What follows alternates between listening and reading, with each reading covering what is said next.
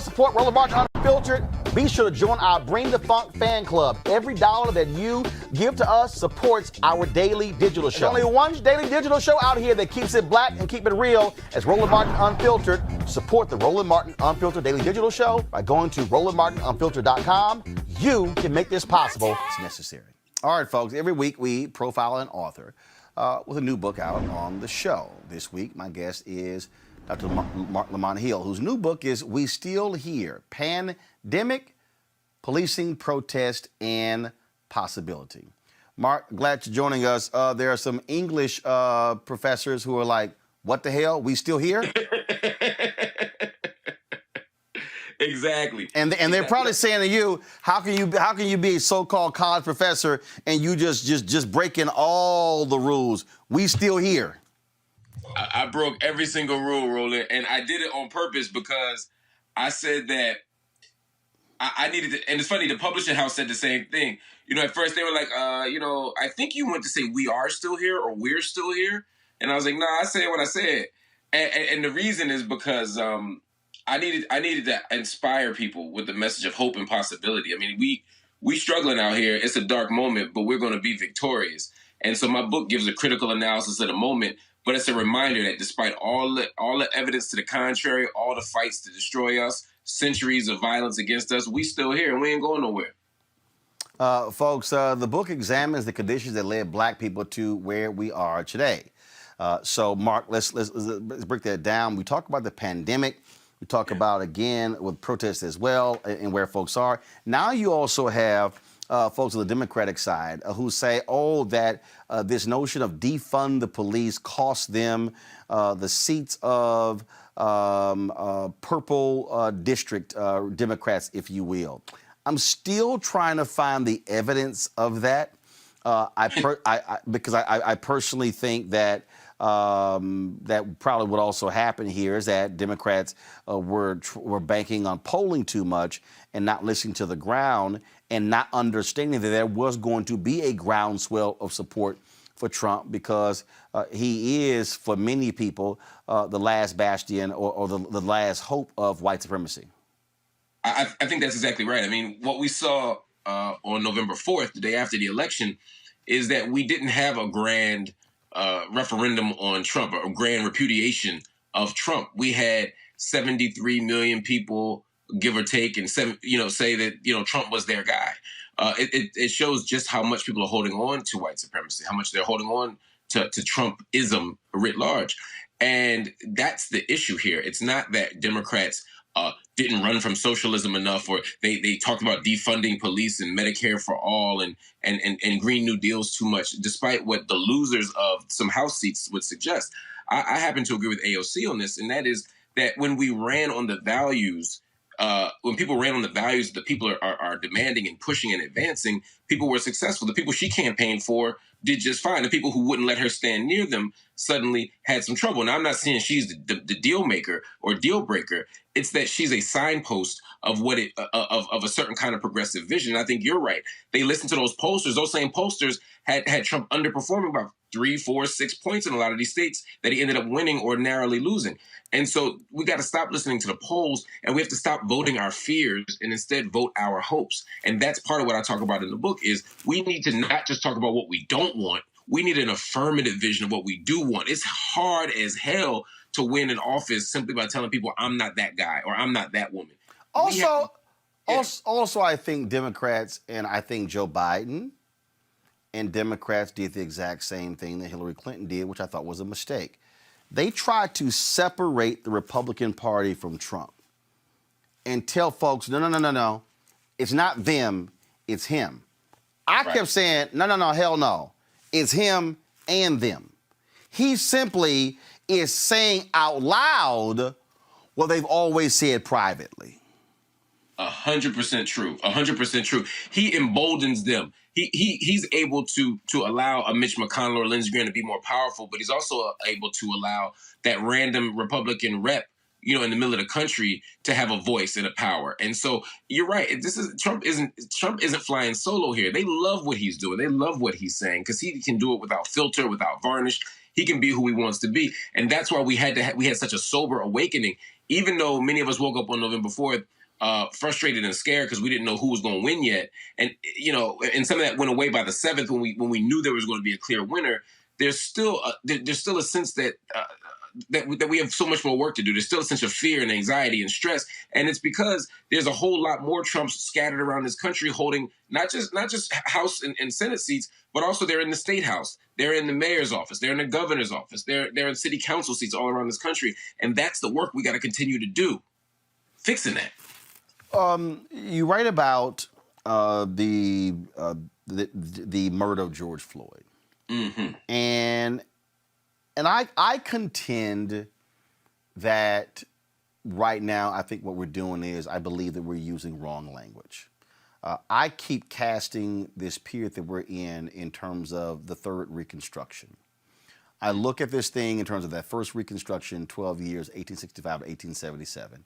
I look at the second Reconstruction, 1954, 1970, and then now being the third one. And I think if we only frame this thing in terms of a reckoning, I believe we're missing out on how we must be casting a vision that is much larger. Again, first one 12 years, second arguably 16 years.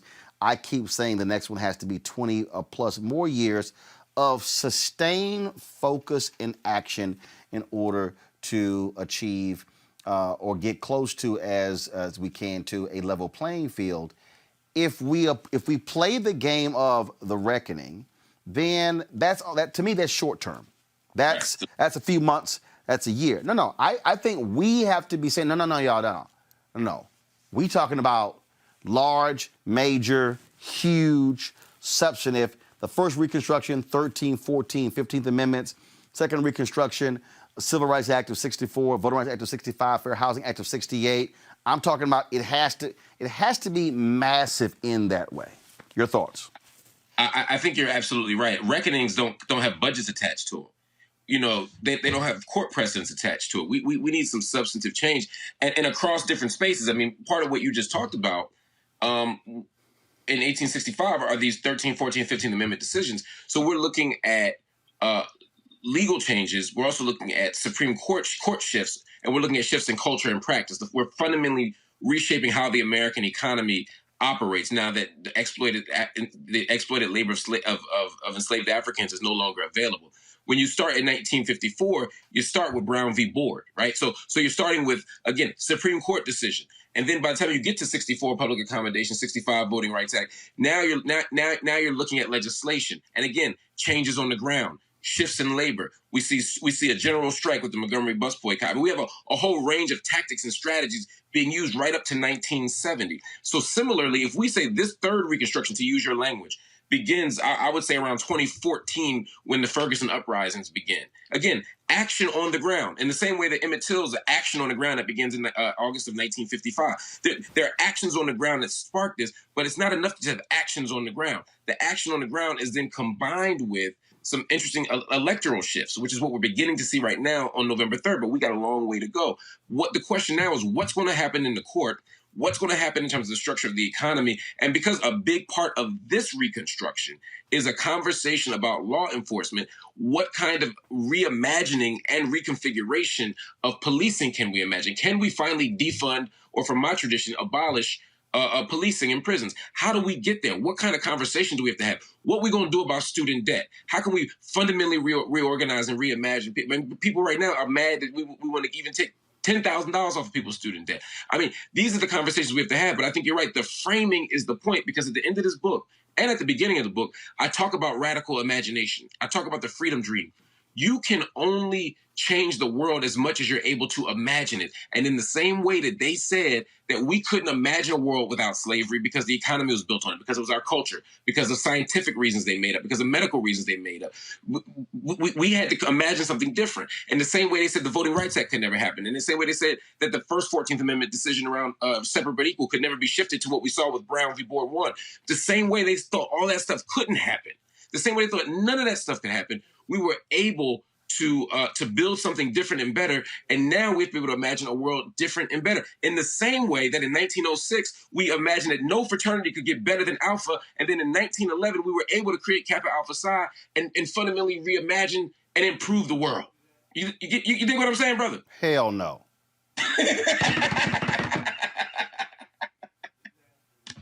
Hell no. I thought you was with me. Now, you know doggone well that last part is absolutely something that came from Newsmax and OANN. I mean, you know that. I mean, that's not even, I mean, even your fellow Kappas are saying, yeah, I think he went a little too far with that one. They said he tried it, but it didn't work. It didn't work. No, you know doggone well that ain't the case. When you talk about this notion of protest. Yeah. I think, let me just put it to you this way. We saw so many Black Lives Matter protests taking place in the last 3 or 4 years of Obama. What do you think about what the hell happened in the first 3 years of Trump? Where did it go? Where did they go? It's a great question. I mean, I think they were there. One of the things that I would say is, working with Black Lives Matter in Philly, I can tell you the resistance never stopped. The protesting never stopped. I think they became far more local. I think they were responsive to more issues. I think you saw the movement for Black Lives become more encompassing of a bunch of other grassroots organizations. And the shift wasn't just to be on the ground talking, because some people were saying, all y'all do is protest. Where's the legislation? Where's the policy? A lot of folk moved in the policy realm. A lot of folks started taking on projects that were trying to actually change the way police departments function, the way mayor's offices function. So I think you saw that. Now, your point, though, is still a good one, right? Which is that in the first 3 years of Trump, there was a hell of a lot to be on the ground about. Whether it's Charlottesville, whether it's this, whether it's that, whether it's immigration, all of these questions are questions that we should be in solidarity with or directly affect us. But I do think Black Lives Matter was there. I think we were on the ground in lots of facets. It just didn't look like the national spectacle. And part of it, Roland, as you know, is that a lot of these corporate media outlets, they became so obsessed with Trump that when we were on the streets, when we were on the ground, they didn't want to show that. And they made their money making Trump president, and they made their money selling us Trump all the time. And as a result, we didn't get all the stories about what was really happening. Well, which is one of the reasons why I keep arguing that you've got to have independent Black-owned media, because if you keep, if your whole, look, and I'll be honest with you, I mean, I told some of the Black Lives Matter activists when they broke an exclusive, they gave it to the New York Times first, I was like, what the hell is that about? I said, will they be there? I said, when other media doesn't show up. I'm like, don't ignore Black media. I said, because if you ignore your base, I said, when you need somebody there, I said, will they actually be there? On the whole notion of, we talk about the policing, and Teresa and Mustafa, I'm going to go to you next with questions for Marc Lamont Hill. And I surely expect Mustafa to have something very critical and smart to say, being that he is an alpha. So the thing on policing, we've seen the pushback with defund the police. But do you believe that the critics have been successful in flipping the narrative that no matter if you keep using it, it's not going to be effective? So, should they say versus defund the police? Should they use another phrase? Because the reality is, when you start looking at how things are being presented, and this is why I tell people all the time, Republicans understand messaging. They know how to flip the whole message around. What should then happen? It's a good question. I mean, I happen to believe that we have to have this balance of being practical and pragmatic for sure. And messaging does matter. But I think we also have to hold a principled line at times, and not allow the kind of quickness of the moment to make us think something's not going to work. In slavery now, women's rights now, women's suffrage now, rather, were slogans that were pushed for that ultimately were successful. But it took time, and people certainly said no to all of these. I think defunding police, I understand how it ruffles feathers, but I think part of the ruffling of the feathers is starting that conversation. It's making people say, why would we defund the police? And then we can have the conversation about how so many other elements of public life have been defunded. Education is defunded all the time. Healthcare is defunded all the time. Community of school lunches are defunded all the time, and so forth and so on. And so having that conversation, saying we want to take money from this place and place it in other places. Now, I understand you could say we could have a slogan, invest in this. And again, talking about what we want rather than what we don't want. But I think we need to have a critical conversation about the role that police play in our communities and in society. And I think we have to do it. Now, I'm all about strategy. I'm all about being tactical if we have to be. And as an abolitionist, that's what we've been doing for years. When President Obama, just to give you an example, ends on the federal level in 2016, ends cash bail and calls for an end of privatization of prisons, at the federal level. Those are abolitionist moves, right? But President Obama didn't stand up and say, I'm abolishing prisons. And I'm not saying that even what he wants, but that was part of an abolitionist politics. We didn't have to name it that to get it done. So I'm okay with using tactics and not naming it as such, but I need the end goal to be this thing. And I think we're way too early in the game. Defunding has just become part of the public conversation in the last 6 months. I think it's too early to say that it won't work. I think it's too early to say that we need to change the conversation. As somebody who's been part of the abolitionist movement for 2 decades now, I'm watching too much growth, too much progress to give up just yet.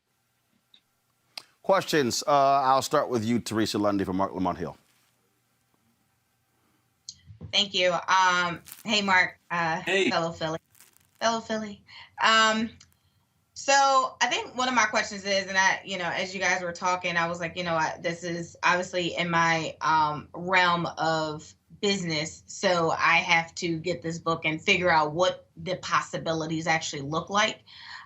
So I think, I'm always coming from the angle of what does the next generation, what the millennial generation could look like, because I think right now they're in this space of we're now protesting, we're on the front lines, we're getting little sound clips, we're starting our own businesses and we're looking great while we're doing it, but are we effective? So what does the possibilities look like in this age of error that you describe in your book? Yeah, I think there are a few possibilities. One, I think we can't foreclose on anything, right? It's too early to give up on anything.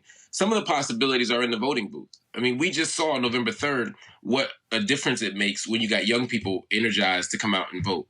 You see what happens when we put all of our time and money into, and quite frankly, what the Clinton campaign could have done 4 years ago by being much more targeted and specific and diligent in addressing certain voters or certain bases. But when you see that there's 73 million people on the table who went for Trump, many of whom were undecided, millions were undecided, or at least could have gone the other way, we know that we have so much more room to grow. So at the electoral level, there's so much room to do. But at the imaginative level, there's so much more we can do. We can think about how we can reimagine this economy. We can think about how we could properly address small business owners. One of the things I talk about in this book is how the PPP loans. I mean, you got companies like Shake Shack, which are worth billions. They have 6,000 employees getting small business loans that were designed for people with 50 employees or less, and small businesses up the street couldn't. We have to, and how many hundreds of them were publicly traded? Dozens, 110 of them, I believe, had donated to Trump or some Trump-related PAC in the last 5 years. So we see what inside baseball looks like. We have to unpack that stuff and say, what are the possibilities of an economy that really tries to speak to small business owners? What does an economy look like that gives you more than a $1,200 check for over a 6 to 8 month period? What can this thing look like? And we also have to imagine a new social order. In Philadelphia, our hometown, Walter Wallace was killed. And people had a debate about whether the police should have shot him or not. What would they have done if they had a taser? Could they have talked him down? Could they have done this? Could they have done that? I'm saying let's have a more ambitious freedom dream. Let's have a more ambitious freedom dream that asks the question, how can we create a world where your mama ain't got to call the police when you're having a mental health episode? How can we create a world where people's needs are met so that the police don't have to be the first line and have to do all these jobs, tax collector in Ferguson, mental health advocate in Philadelphia, right? Domestic dispute person in Minneapolis. How can we reimagine the world so that people's needs are met differently? That's where I want to be. Mustafa. Mark, it's good to see you. I'm going to leave that revisionist history alone about Alpha and Kappa Alpha Psi. But the question is, as a scholar, and you're an incredible scholar. Was there anything in your research and creating the book that was surprising to you that you said, you know what, I have to have this in this book because it's going to be transformational. It's going to help folks move forward? Yeah, I have a chapter in this book called Corona Capitalism. And what I'm looking at is the way the pandemic has viciously affected the most vulnerable among us. At the same time, looking at how the billionaire class has grown, how much money they've made, how much they've increased their wealth. And when I looked at the numbers, there were times where I had to do a double take. I had to do a triple take because I was like, there's no way. There's absolutely no way. I'm looking at the book right now just to give you some context. In April of 2020, that's the same month that 20 Americans filed for unemployment. The wealth of American billionaires grew by 10%. It went up to 3.2 trillion. In June, when 42.6 million people had filed for unemployment in the previous 11 weeks, the U.S. billionaires, they got 20% richer, meaning that they added $565 billion to their collective wealth. And when you look at the Jeff Bezoses of the world, right, in the first quarter of 2020, his personal net worth went up by $24 billion. And you got to add how this happens, right? And so looking at the companies, looking at the individuals, I was shocked to see the gap. I knew the gap between the billionaire class and everyday people was big, but when I saw how much money was made off of Corona by everybody, except the people on the front lines of Tyson Foods who had to make that chicken to keep America fed, even though they were risking their lives getting coronavirus and didn't even get time off, didn't even get PPE, didn't get personal protective equipment. When I looked at the gap, I was stunned by it, man. I got to tell you, man, and I've been studying this for a long time, but I've never seen anything quite this disturbing. Folks, the book is called We Still Here, Pandemic, Policing, Protest, and Possibility by Dr. Marc Lamont Hill.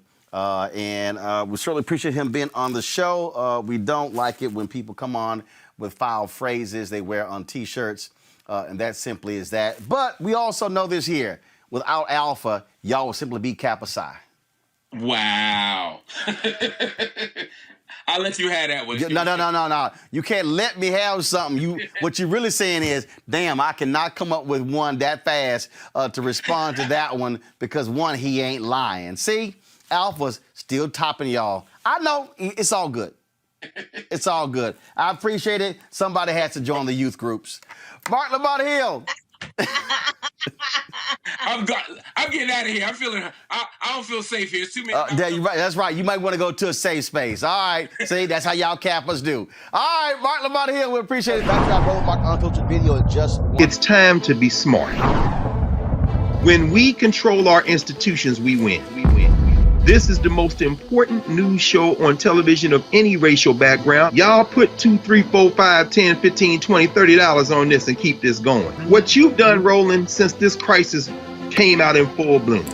Anybody watching this, tell your friends. Go back and look at the last 2 weeks, especially of Roland Martin Unfiltered. I mean, hell, go back and look at the last 2 days. You've had sitting United States senators today, Klobuchar and Harris. Whatever you have, you can bring to Roland Martin Unfiltered to support it, please do, because this information may literally save your life. Watch Roland Martin Unfiltered daily at 6 p.m. Eastern on YouTube, Facebook, or Periscope, or go to RolandMartinUnfiltered.com. Support the Roland Martin Unfiltered Daily Digital Show by going to RolandMartinUnfiltered.com. Our goal is to get 20,000 of our fans contributing $50 each for the whole year. You can make this possible. RolandMartinUnfiltered.com. In America, everyone counts, and the 2020 census is how that great promise is kept. Respond today online, by phone, or by mail, and help inform hundreds of billions in funding for education, health programs, and more. Shape your future. Start at 2020census.gov. So the issue of free speech is a critically important one. My next guest has a book that speaks about that. Ellis Cose joins us right now. Folks, if you pull his book cover up, that'll be great. Do you have it? Go ahead and pull it up, please.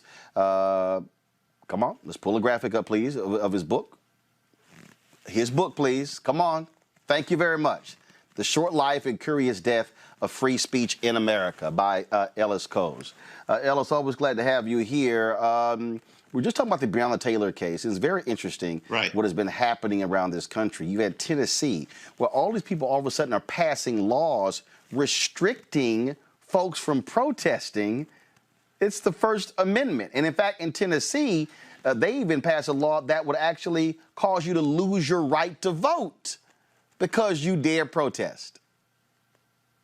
We're in strange times, Roland. You know, as you obviously know, we're in a time when the Republican Party has claimed that they are the champions of the First Amendment. You had 5 or 6 different speakers devote most of their talks of the Republican convention to how they are strong on free speech. At the same time, when they have this recent history of the president shutting down a demonstration in Lafayette Park in order for him to march, violently shutting down a demonstration, in order for him to march around with a Bible and stand in front of a church for a photo op.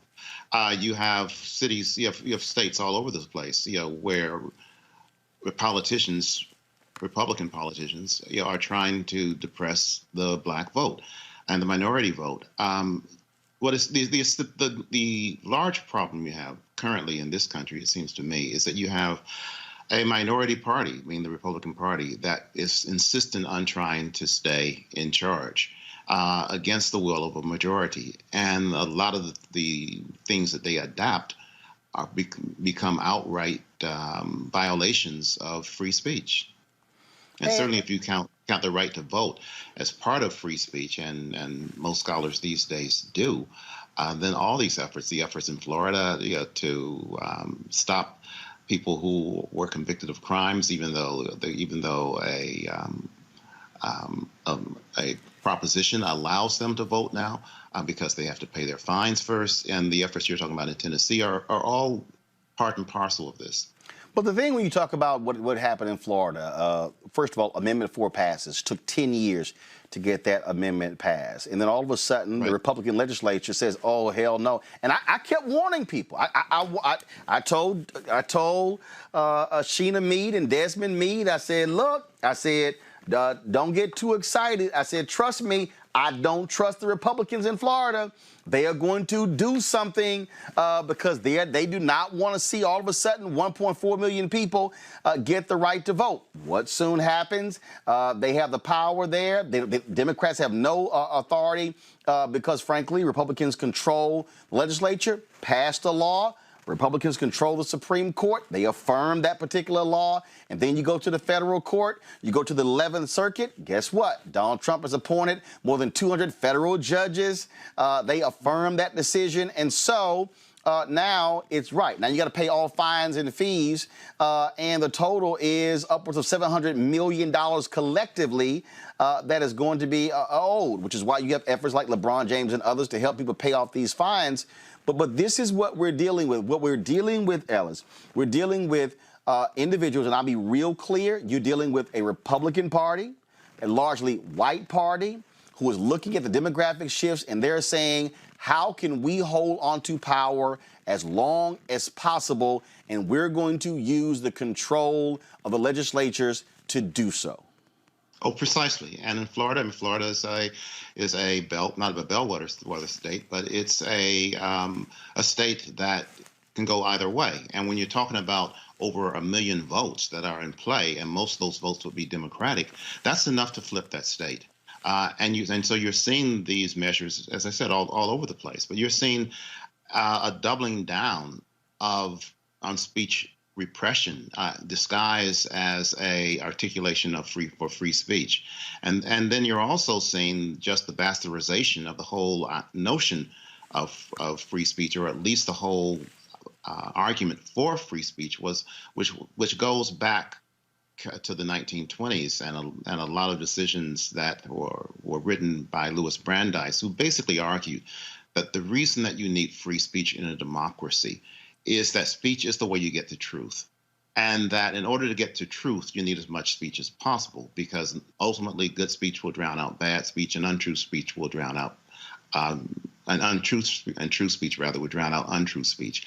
What we have in this age of disinformation and blatant government manipulation of information and lying about information is a testing of that hypothesis, and it seems to be not true because the government is capable and wealthy interests are capable of passing off their truth, which is not truth at all, as truth, which fundamentally undermines the whole purpose of the First Amendment and fundamentally undermines our democracy. We and the march that we're going on, and the reason I brought those judges up, because just this week, 8 judges, Mitch McConnell is confirming. And these are judges. So what? So again, what happens? And this is what I keep trying to explain to people about understanding why the federal courts play a role in this. So sure. We can argue, yell, and scream, which we should, the importance of electing people, electing African Americans as district attorneys, as state reps, state senators, to statewide races. Then you have this ballot initiative that black folks led, gets passed. Now all of a sudden, okay, then the Republican legislature passes a law. It now they sue, it goes to the federal court. And so when people say, I'm just going to ignore the top of the ticket, I'm going to vote what's below that. No, understand that top of the ticket, that this thing is like a domino effect. So you can get a law passed, bust your butt, took a decade, and still those federal judges can either invalidate it, affirm it, or really unconstitutional or constitutional. And that's why we have to, Ellis, as far as I'm concerned, be in a constant state of civic lessons, teaching people to connect the dots. And as you imply, I mean, those federal judges are appointed for life. And so the whole idea, and the Federalist Society was very smart. I mean, they basically decided they were going to make a mission of picking the most conservative, of selecting the most conservative judges they could, and getting them installed by a Republican president on the bench. And some of these judges are in their 30s, and 40s. They're going to be around for 30, 40, maybe 50 years. Yep. Long after the so-called non-whites become a majority in this country, they will be determining what our fate is. And we're coming late to the table as a group of people who are not Republicans and recognizing how important this is. So what do you see in terms of where we're going to be in the next 10 years? What should people be looking for when it comes to this attack on free speech? Oh, I think there are a range of things. I think we have to figure out as a society what we are going to do about speech in the internet age. A lot of hate speech, a lot of this misinformation is spread through the internet. And I'm not suggesting that we ought to censor the internet, but what I am suggesting is we need to have a better way of monitoring the internet. I mean, the position, for instance, that Facebook has taken consistently with lying and political ads is crazy. I mean, basically what they are saying is that it's perfectly okay to use their distribution medium for propaganda that they know is propaganda, that's easily recognizable propaganda, and that is injurious to our country. I mean, we clearly need to get a handle on that. Well, heck, there's a new report out that dropped last night that shows that one of their whistleblower said how other nations are purposely spreading disinformation on Facebook that is impacting elections, and Mark Zuckerberg and Facebook, they know it and refuse to do anything about it. Yeah, and that's totally unacceptable. I mean, the other thing that we've seen, and you've already addressed this, ramp up considerably are these efforts to repress votes, whether they are through reimposing fines of one sort or another, whether they are through reinstating in a sense the old poll tax of the post-Civil War era. Ways that in any way possible just to cull the polls, the rolls, and to stop minority people from voting. There are a lot of efforts that have come up lately to oppose these, and we need even more because this is a life and death issue at this point. We, folks, again, we're talking with Ellis Cose. He is the author of this book. Go ahead and pull it up again. And it's really important, folks, where we are in terms of our society, in terms of free speech, and we should not take it for granted. Guys, come on, pull the graphic up. Thank you. The short life and curious death of free speech in America. The thing that we have to understand also is when you look at Donald Trump's constant attacks on the media, fake news, fake news, fake news, it is all by design. Well, it's by design, and it's been reasonably effective. Yes. In a few ways. I mean, if you look at a recent poll, for instance, although 91% of Americans support freedom of the press, 40% also believe that the president ought to have the power to shut down those medias that misbehave. And they specifically included among that CNN and the New York Times. So he has actually garnered a constituency behind him that believes he should have the power to violate the First Amendment. He should have the power on his authority to shut down newspapers, to shut down broadcast entities. Happily, we're not at the point yet where he can exercise that non-power. But the very fact that 40% of Americans have been taken in by his rhetoric and this talk about the enemy, the press being the enemy of the people, and are willing to see him act on that, to me, that's a frightening statistic. I want to pull in my panel here, get a chance to ask you a question. I'll start with Teresa Lundy. Teresa. Yeah, I kind of want to know, as much as I'm really fascinated with the points that you're making, but I'm kind of wondering where did the idea of putting this into a book, because I'm sure there's probably been some stuff early on that, we could have addressed, but why put it in a book? You're basically asking why I decided to write this book. And there are a few reasons. My most recent position was as the writer in residence for the ACLU, the American Civil Liberties Union. And ultimately, I stepped down from that because I had decided to write a history of the ACLU, which was just published a couple of months ago, called Democracy If We Can Keep It. And I had in thinking through, and one of the things that I also did at the ACLU, though, was to think through as a sort of project for them, the education of Americans, and particularly of college students on this issue of speech, which is one of their big issues. And the thinking that I did with that, and I should say one of the places that I went after leaving the ACLU was to become a fellow at the Free Speech Center at the University of California. So I've been thinking a lot, because for those several reasons, about where we are in speech, the history of speech, what it means, why it's important, why we have it, and what its state is now. And I decided that it was worth doing a book on. So that's the short answer to why I decided to do this book. Next question, Malik.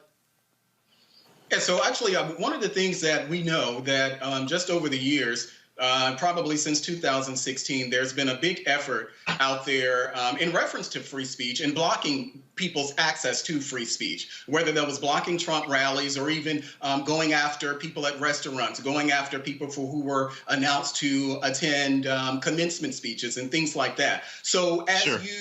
your overall picture of free speech, is it just isolated to how it affects the left? Or do you include anything as far as just the efforts we know that are real efforts to block conservatives from free speech as well? Is it just limited to the left? No. There's a whole chapter on that. But I think you kind of misconstrue what the argument is going on about free speech on campus, which is largely a manufactured argument and largely manufactured by conservatives because they want to take possession of the free speech debate. If you talk about Milo Yiannopoulos, who essentially took over UC Berkeley for a huge event that he did, which became violent, which was shut down because it was violent, which cost the university millions of dollars in security to secure in the first place. And then he uses this as a weapon to say his free speech has been violated. And on the basis of that alone, the president issues an executive order telling universities they have to respect free speech. I'm not for shutting anybody down. I'm not for a cancel culture. But when you have people like me, like Milo Yiannopoulos and like Ann Coulter, whose whole reason for existing is to say stupid, provocative things, and then to get people upset about them, and then to say, "Oh my God, I'm being shut down." The last person in the world being shut down is Ann Coulter. You hear her everywhere. She's not being shut down. Her free speech is not being denied. Milo Yiannopoulos' free speech was certainly not being denied by the universities. But I think that what happens is conservatives want to take the issue and present it that way.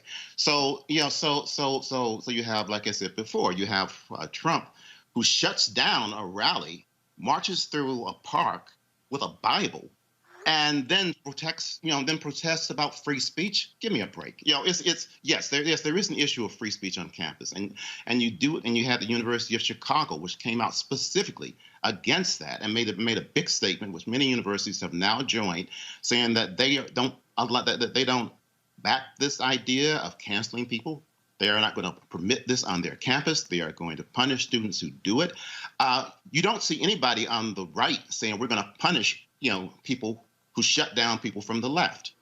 So yes, I agree with you. It's an issue that should apply to both sides, but it should also be analyzed from both sides and fairly.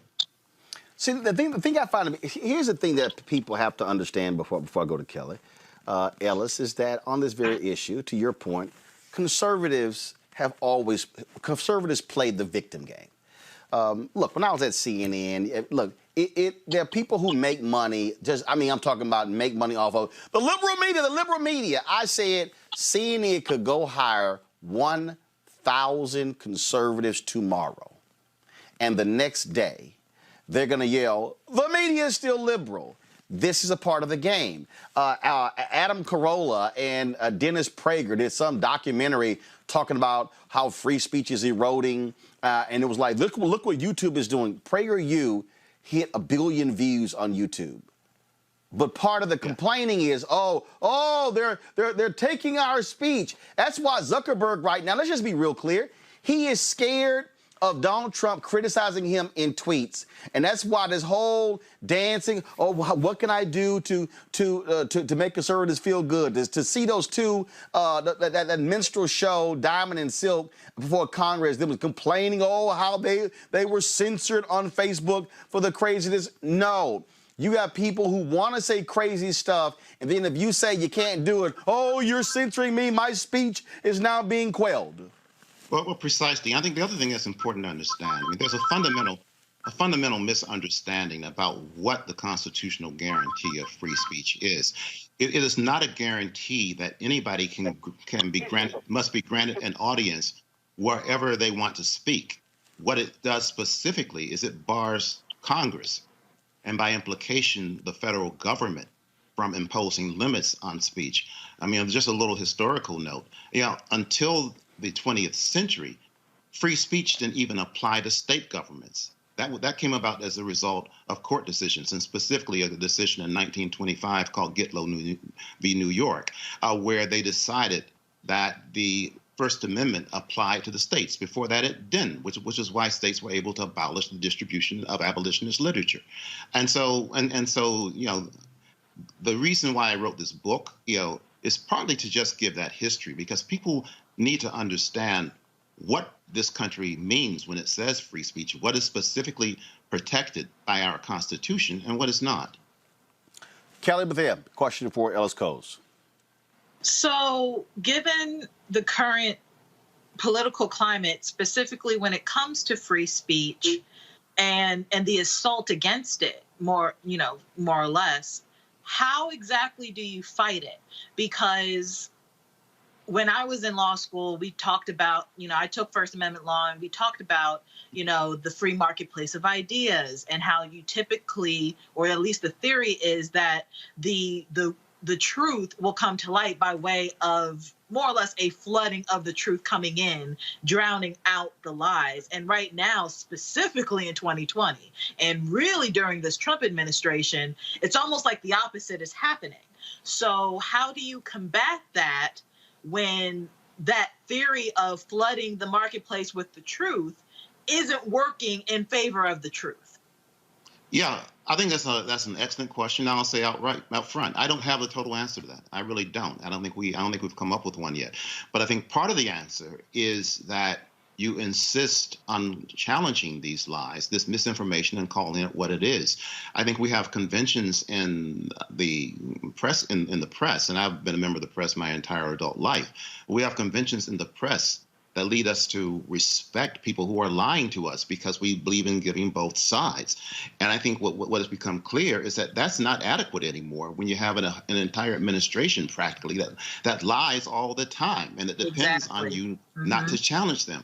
And so I think the role, I mean, this became an issue during McCarthyism when an editor suggested we fact check everything McCarthy says. That never really happened. But I think that increasingly needs to happen when in this age, when propaganda and misinformation has become just a part of politics. Also, I mean, despite the bleak landscape in the judicial branch, there are going to be more appointments made to federal judges and whatnot, which is why it's important to have someone other than these conservative Republicans making these appointments.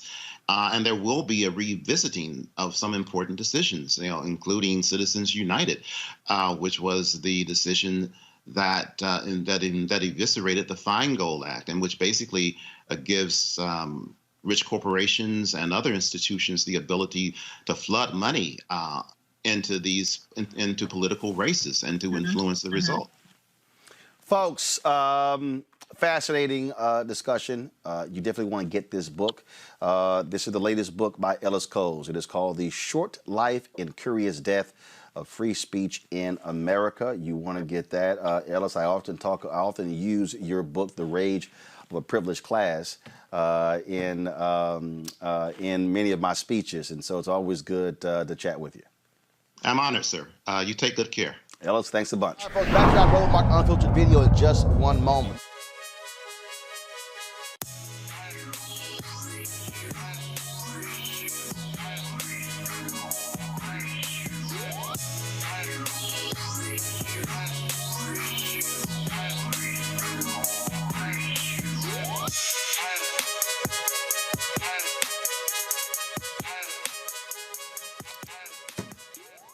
Seek.com is a black-owned company founded by Mary Spio. They have these amazing products. They have their virtual reality headset right here. Allows for you to take your cell phone, pop it right into here. You can watch their virtual reality content on their site, Seek.com. You can also, of course, watch other 360-degree video, and it puts you right there in the same space. So that's this particular headset. They also have their 360-degree 4D headphones, folks, which are great for you to be able to do gaming. You can also, of course, use it for music, for videos as well. It's a really solid solid deal here. I love these headphones. Again, when I'm able to, when I'm walking and working out and doing things along those lines. And so you want to check this out. Again, these headphones right here, which are pretty cool. Go to Seek.com, CEEK.com. Use the promo code RMVIP2020, RMVIP2020. And then you'll get a discount on one or both of these products. And so we certainly appreciate Seek.com being a partner with Roland Martin Unfiltered. You want to support Roland Martin Unfiltered? Be sure to join our Bring the Funk fan club. Every dollar that you give to us supports our daily digital show. There's only one daily digital show out here that keeps it black and keep it real. It's Roland Martin Unfiltered. By going to RolandMartinUnfiltered.com, you can make this possible. All right, folks. Let's talk about this here. Earlier, I showed you Kayleigh McEnany and her insane defense of Donald Trump's Confederate tweets trying to slam Bubba Wallace. Then we had, of course, his just beyond stupid speech over the weekend at Mount Rushmore, and that travesty of an event happening in D.C. It's real clear who Donald Trump appealing to. We knew it the moment he came down that escalator when he ran for president in 2015, and all the other media people not paying attention, black people, we knew what was going on.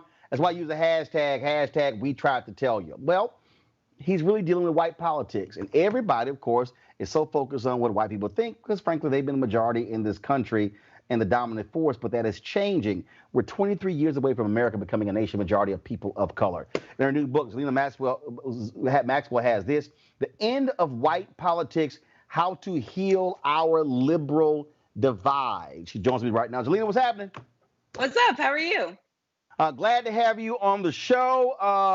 Bottom line is, when you talk about how to heal our liberal divide, so are you really dealing with white politics on the liberal side or white politics overall? I think, I'm a Democrat. I've worked for Democratic presidential campaigns. So I think, I was focused on the Democratic side, but that doesn't mean that I ignore Republicans, because they are looking at the same data that I was looking at. So when Pew Research is projecting that America will be a minority white nation by 2045, Republicans are hearing that data as well. And since their voters are mostly white, they are trying to suppress the vote of those people of color that are the majorities in many critical states. And they're trying to ensure minority rule, planning for that moment when people of color are the majority. So I don't ignore the Republicans, but I focus on Democrats because I think that they're playing a white politics when the base of the Democratic Party is not white. And so it is completely ridiculous that in 2020, heading into this election against Donald Trump again, we did not seem to learn the correct message from the 2016 Electoral College defeat. Oh, and to that particular point, I mean, the thing that gets me is like, look, I totally get it. Like, it amazed me, like the whole talk. Hey, Senator Amy Klobuchar should be a great pick because she can really help us in the Midwest. And I'm going, but I thought that's why Biden was supposed to be the guy, because he was white and he's supposed to get the people in Scranton and in Wisconsin and Michigan. And I keep making this point that, look, Democrats cannot continue to act like black people are political sharecroppers. We're going to till the land but not benefit financially from tilling the land. Well, here's the thing, Roland. Black people live in Detroit. They also live in Milwaukee and in Philadelphia. And so this idea that we're going to try to get back that white working class male voter in the Midwest is a fantasy. What we need to focus on is turning out the 1 million+ black voters that turned out in 2012. And then for whatever reason, whether it was voter suppression or whatever else, they didn't show up in 2016. Additionally, I think we have to focus on turning out even more than that, because I think that there's really just a lack of concentrated focus and investment in communities to help build out the Democratic Party infrastructure so that we can actually turn out the vote and respond to issues as they come up. We go at the end of the election cycle that weekend before to ask people to GOTV without giving them substantive reasons to vote. Well, part of that, and let's just go ahead and be clear, part of that is because when you talk about these campaigns, you have candidates who get it, but your campaign apparatus, a bunch of white folks. And so let's just be real clear. Look, we can go ahead and say it. In 2016, you were on the Hillary Clinton campaign. Jamil Burley was on the campaign. Here were black people who, before they got on the campaign, I could get on my show without any problem. Y'all get on the campaign, and I can't get y'all on the show.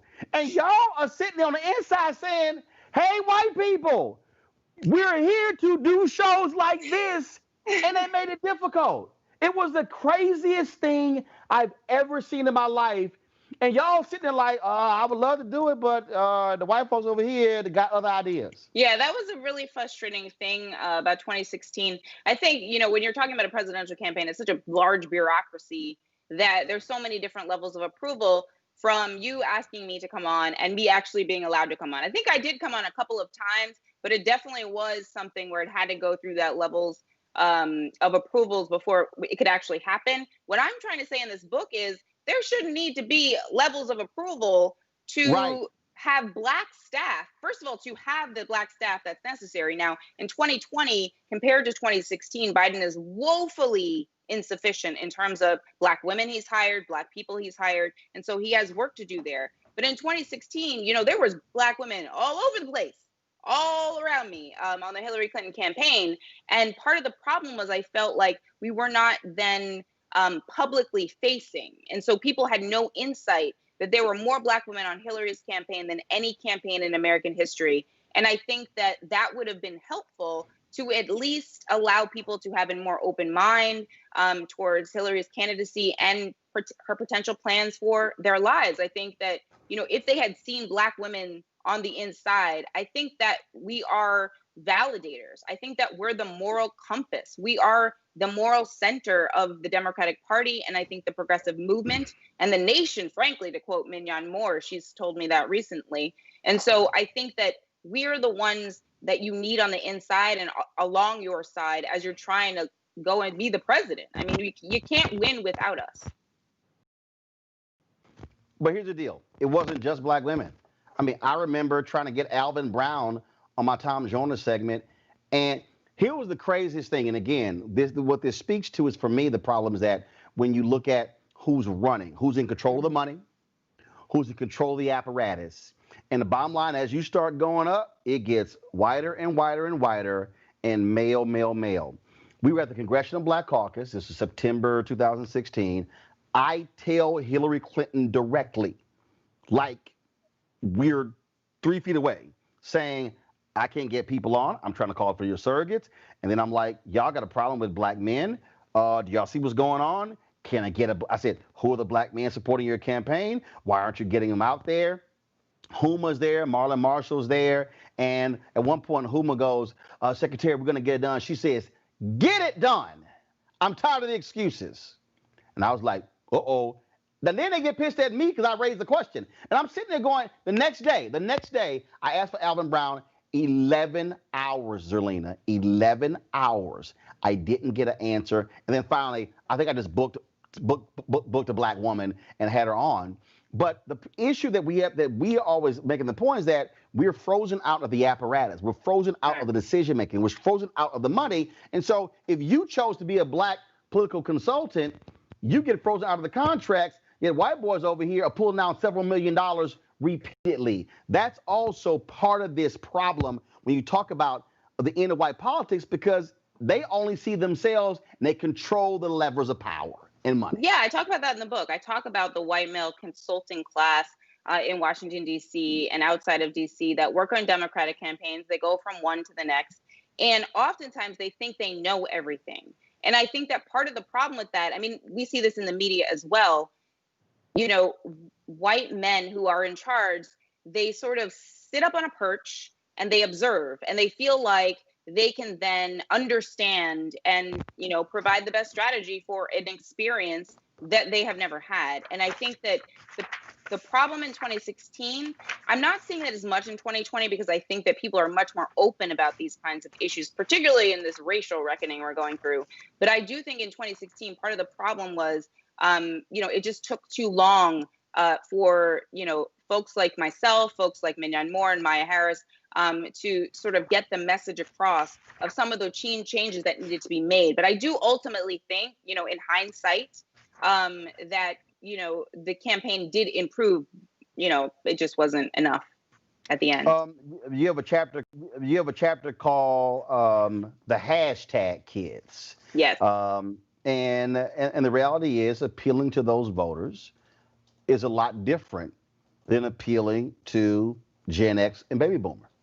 Absolutely. You need to know how to use all of the social media platforms, and you need to know what content to put on those platforms and which surrogates potentially to use instead of Joe Biden, because you don't necessarily want Joe Biden on TikTok, but you want to make sure that his presence is ubiquitous throughout all social media platforms, so that people that exist on those platforms and are using it in their daily lives are paying attention and are engaged, not just to vote in November for the president, but also to vote for all those down ballot races. And I think that, part of the errors I'm seeing so far is just the assumption that Joe Biden as the messenger is the wrong person to talk to young people. That may be true. I don't know that that's true. I actually think that, he's a pretty authentic guy. So I feel like he can sort of talk to anybody. That's one of his strengths in this moment, strangely. But I think that, part of the problem is they generally think that only the principal can be the messenger for the campaign. and their, surrogates are used in a strategic fashion. One of the things I hope they do, and I think that they're going to start doing it because I've seen that they're going to start doing influencer IG lives with campaign surrogates and celebrities with big followings, so that they can at least get the message out in those social media platforms where the millennials and the Gen Z kids are. Because in 2016, there was sort of a dearth of knowledge about Black Twitter, what it is, what's going on there, and how to engage with Black people generally in social media spaces. So I think that that's one of the things that they can improve upon in this cycle. And I see them taking steps to do that. That's refreshing to see. One of the things that this chapter on the white resistance, I think is quite interesting, because I think part of this issue is that when you talk about campaigns, white folks don't see themselves in terms of their whiteness. So what will happen is, I use this phrase, they'll say, well, Joe Biden is going to meet with a group of Black pastors. Joe Biden is going to meet with a group of Latino activists. And then it's Joe Biden's going to meet with a group of business leaders. Were they all white? And so they are uncomfortable. It's like they've been in power so long, they will identify everybody else based upon a group of women, a group of Blacks, a group of Latinos, where I'm like a group of white folks. And they're going to have to get used to being called that. And it sort of shakes them at their core, because they're kind of like, whoa, hold up. I'm like, yeah, if you're going to say meet with a group of Black preachers, I'm going to say he meet with a group of white preachers. Well, maybe they should be meeting with white preachers on the Democratic side. But I do think, part of the problem is we default to white as an identity, as, the identity that we start from, and then everything else is identity politics. Basically, what I'm saying in this book is that is backwards. We are doing identity politics. We just call it politics. And we start from the position that white men and what they want and what they need is, it trumps everything, for lack of a better term. And so I think when they make up 36% barely of the population, like, oh, really? Oh, okay. Yeah. One of the things I like to always remind people is that, by 2045, when white people are a minority, that we should also stop saying this term that I love to hear sometimes, we're going to become a minority country. No, white Americans will be the minority. That is the sentence. People of color, mostly Latinx people, frankly, will make up the majority in many states, even before 2045. In 4 states, they already are. So I think that, everybody needs to get the memo now, because Republicans actually are already going about efforts to suppress this vote that is emerging as a majority in many of these places. That's why they're putting people on the bench. That's why they're doing voter ID. That's why they're trying to suppress the vote. They understand the numbers. The Democrats just didn't get the memo. So one of the things I do want to talk about, you speak about the Obama coalition. And one of the things that I don't think people really understand is that, to me, the Obama coalition wasn't necessarily, just this multiracial group. What it really was activating people who were in those critical groups. Mm-hmm. You talk about in the book 75 million millennials, more than baby boomers. But the key is, having demographic numbers means nothing if you don't exercise your actual power by voting. And so the Obama coalition, they actually did that.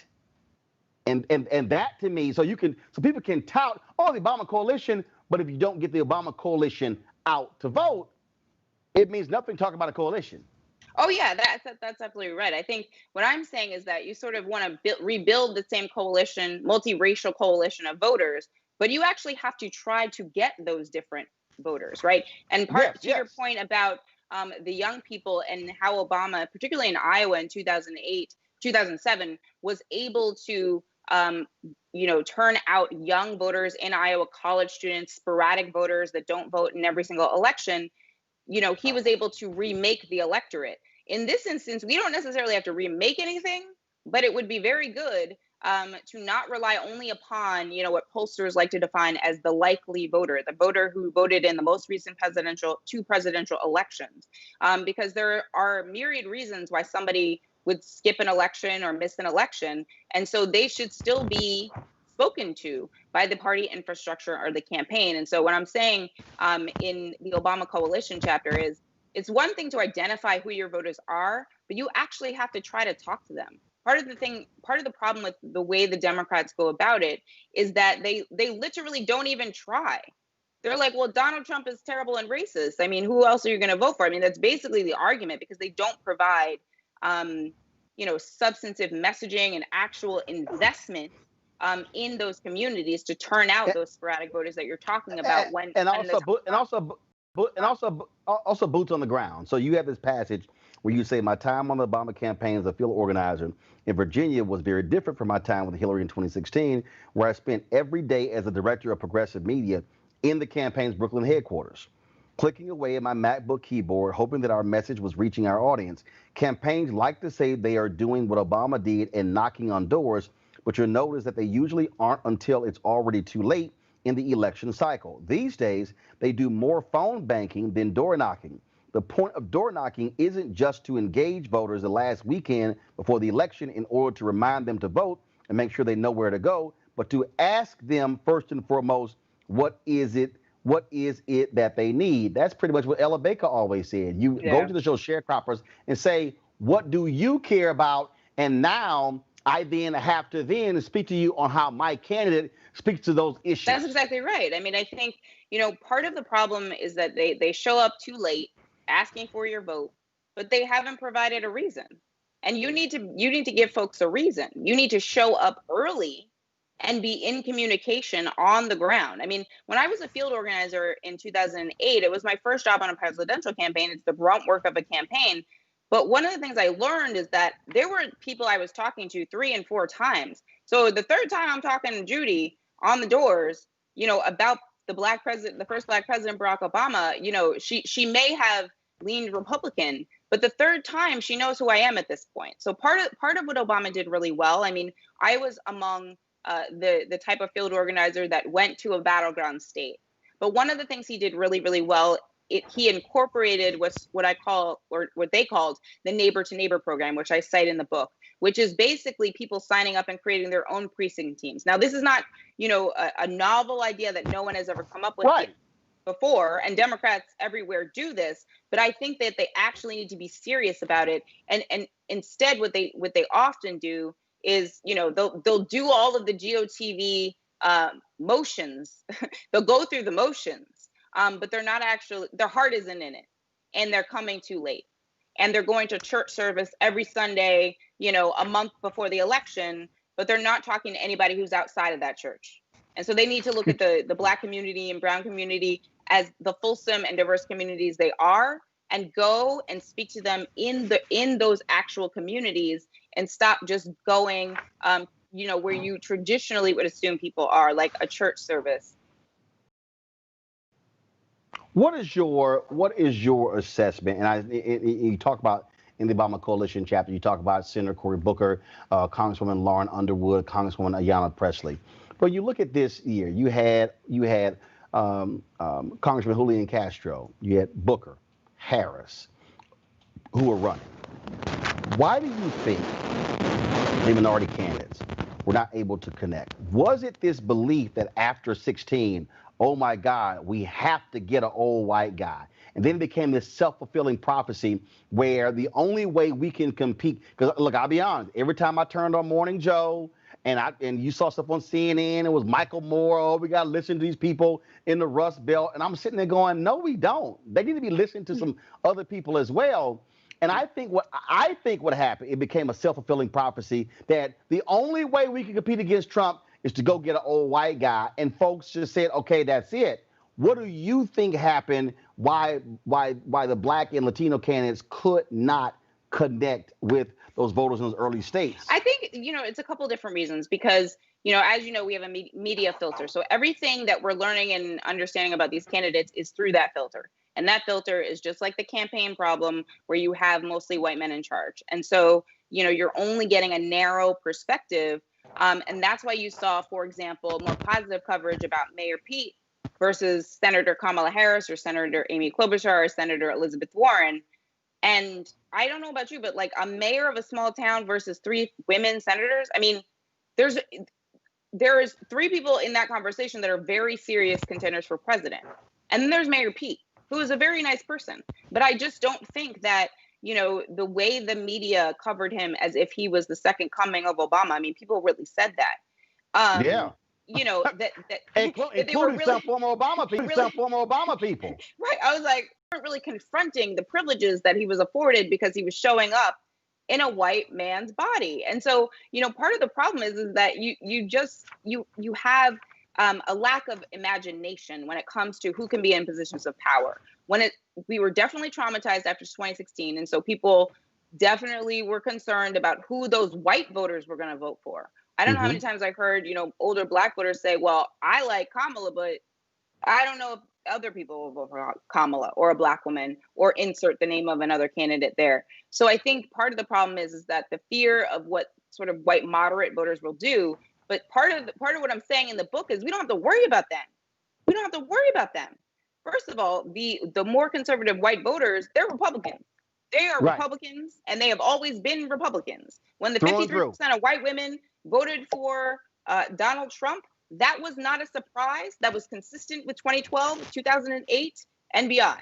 We don't win the white vote on the Democratic side. We haven't won the white vote since 1964. So I think part of our strategy should stop only supporting and financing, frankly, candidates of color who are more diverse and come from different backgrounds, because we are afraid that white Americans, more moderate white Americans, won't vote for a history-making candidate like that. I think, 2016 was a machination of a lot of different factors. If you list, 10 factors why Hillary Clinton lost the Electoral College, all of them are correct. They're all correct, right? You don't know which one had more or less to do with it. If it was Russia, if it was voter suppression, all of her gender, all of these things are relevant.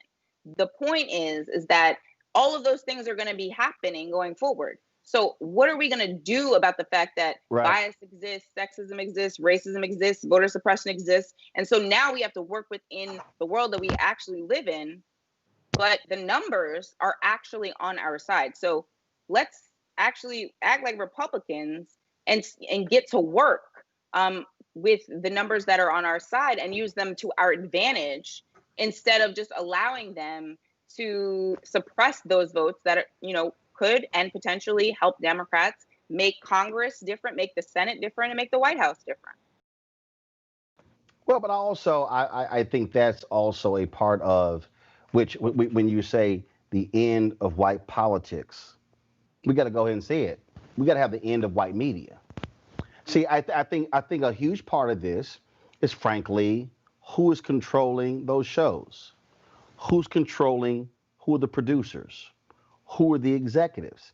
And so when I use the hashtag, we tried to tell you, Black people knew exactly what Trump was going to do. Black people read what Coretta Scott King said about Jeff Sessions. Black people saw Donald Trump for exactly what he was. But I remember sitting there watching Joe Scarborough and Mark, what was his name? The one who got fired. Mark Halperin just sort of dismiss the early story about how Trump treats women. And I watched these other stories, and I'm sitting there and I'm going, do y'all not see what's going on? And I think, to your point about how media drives it, you did not have Black people who were hosts, who were on shows every day for longer than 5 or 6 minutes. You did not have Black executives who could say, we see this thing. So just like when you talk about how we see these things differently in campaigns, we also see these things differently in media. And that's the reason why, I think, to your point, why Buttigieg, all of a sudden, oh my God, he's white male, and he speaks so great in these different languages, he's gay, and all these different things. And Black people kind of like, but 150,000 or less people in your city, and now you're going to be the next president? When there was a dude, Wayne Messam, who actually was the mayor of a larger city in Florida, who got no attention whatsoever. I think media is a huge part of this too. I do think the media plays a role. I definitely address that in the book. I do think that, the sexism and the racism and those biases that I'm talking about in terms of campaign staff, I mean, I've existed on both sides. So I can see both of the biases at play, whether I'm, in a TV segment or whether or not I was working on the campaign. And some, most of it is not malicious. It's literally blind spots that people have because they only have one lived experience. And of course, just because you live one life and you're exposed to a lot of different other people, it doesn't mean you can speak for the Black experience, or how to cover appropriately the Black experience. And I think that, one of the things that's been revealed in this moment is that the surprise after George Floyd's murder of the protest and everybody sort of going outside in the middle of a pandemic, understanding, what was really truly at stake, the surprise would not have happened if you had Black and brown staffers and also media folks working within these organizations, because they would have told you many months ago what was going to happen. You would have had an eye to what was going on the ground, because you would have had some people in the meeting. I mean, my big thing is I don't want to be the only Black person in a meeting anymore. It is 2020. Right. We're moving towards a minority white nation. You want to be like Beyonce when she went to the meeting with Reebok. It's kind of like, no, yeah. I'm out. Nobody look like me. I'm out. I mean, that means how could they actually understand you as a Black person if there is no one present who is Black? I mean, I just think that all white spaces, I don't understand them, because I just feel like every space that I've ever been in that was like fulsome and actually vibrant, it was diverse. It was inclusive. It had people from all around. And if you have just one kind of person, flavor. Yeah, it's like flavor. Why people are still having all white anything. I think that if you find yourself in an all white meeting or all white space, you need to ask why. You need to raise your hand in that meeting and be like, why is this meeting all white? Because that is a problem within whatever organization you're working in. All right, then. Hey, final question. I know they haven't announced it. All this talk. Joanne Reed's supposed to get a 7 p.m. show, whatever the heck. Might be opening on the weekend. You want it? You want to be a television show host? I will do anything when they present me an opportunity. I don't have a plan. I mean, I think the book was a part of a plan. But if they ask me to host, yes, I'll host. Of course, and I'll be amazing. Well, make sure you get top shelf money too. That's yes. Also key. That's also key. They want us to host, but they don't want us to host for top shelf money. I'm just saying. All right, y'all, the book. Absolutely. Y'all, the book is called The End of White Politics: How to Heal Our Liberal Divide. Zerlina Maxwell. Zerlina, we certainly appreciate it. Thanks a lot. Thank you. That Roland Martin Unfiltered video in just one moment.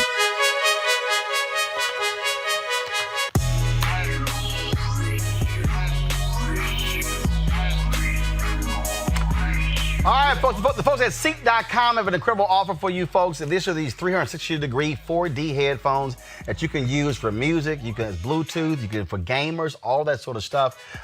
Mary Spiel's a sister. She's actually the inventor of these headphones. Phenomenal. I love the sound of these. They also have the virtual reality headsets, which allow for you to actually watch VR virtual reality videos, 360-degree videos. You just simply pop your phone right into here. And then, of course, if you you can also go like YouTube has an app as well that has a channel that deals with a lot of those VR ads. And so you can actually do all of that, folks. Check this out and pop it on. And guess what? Check out your virtual reality videos. Go to Seek.com, Seek.com, Seek.com, Seek.com. Use this promo code right here, RMVIP2020, RMVIP2020 for a discount on these headphones. And then, of course, when you support them, you support this show, Roland Martin Unfiltered.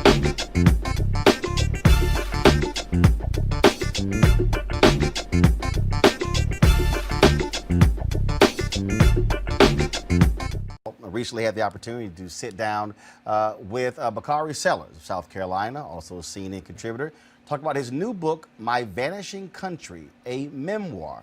I think you're going to enjoy this conversation. Don't forget, we also want you to support Roland Martin Unfiltered by joining our Bring the Funk fan club, going to using Cash App, PayPal as well to support the show. All right, folks, here's my conversation with Bakari Sellers. All right, Bakari Sellers, let's talk about your book, My Vanishing Country. Why did you want to write this now?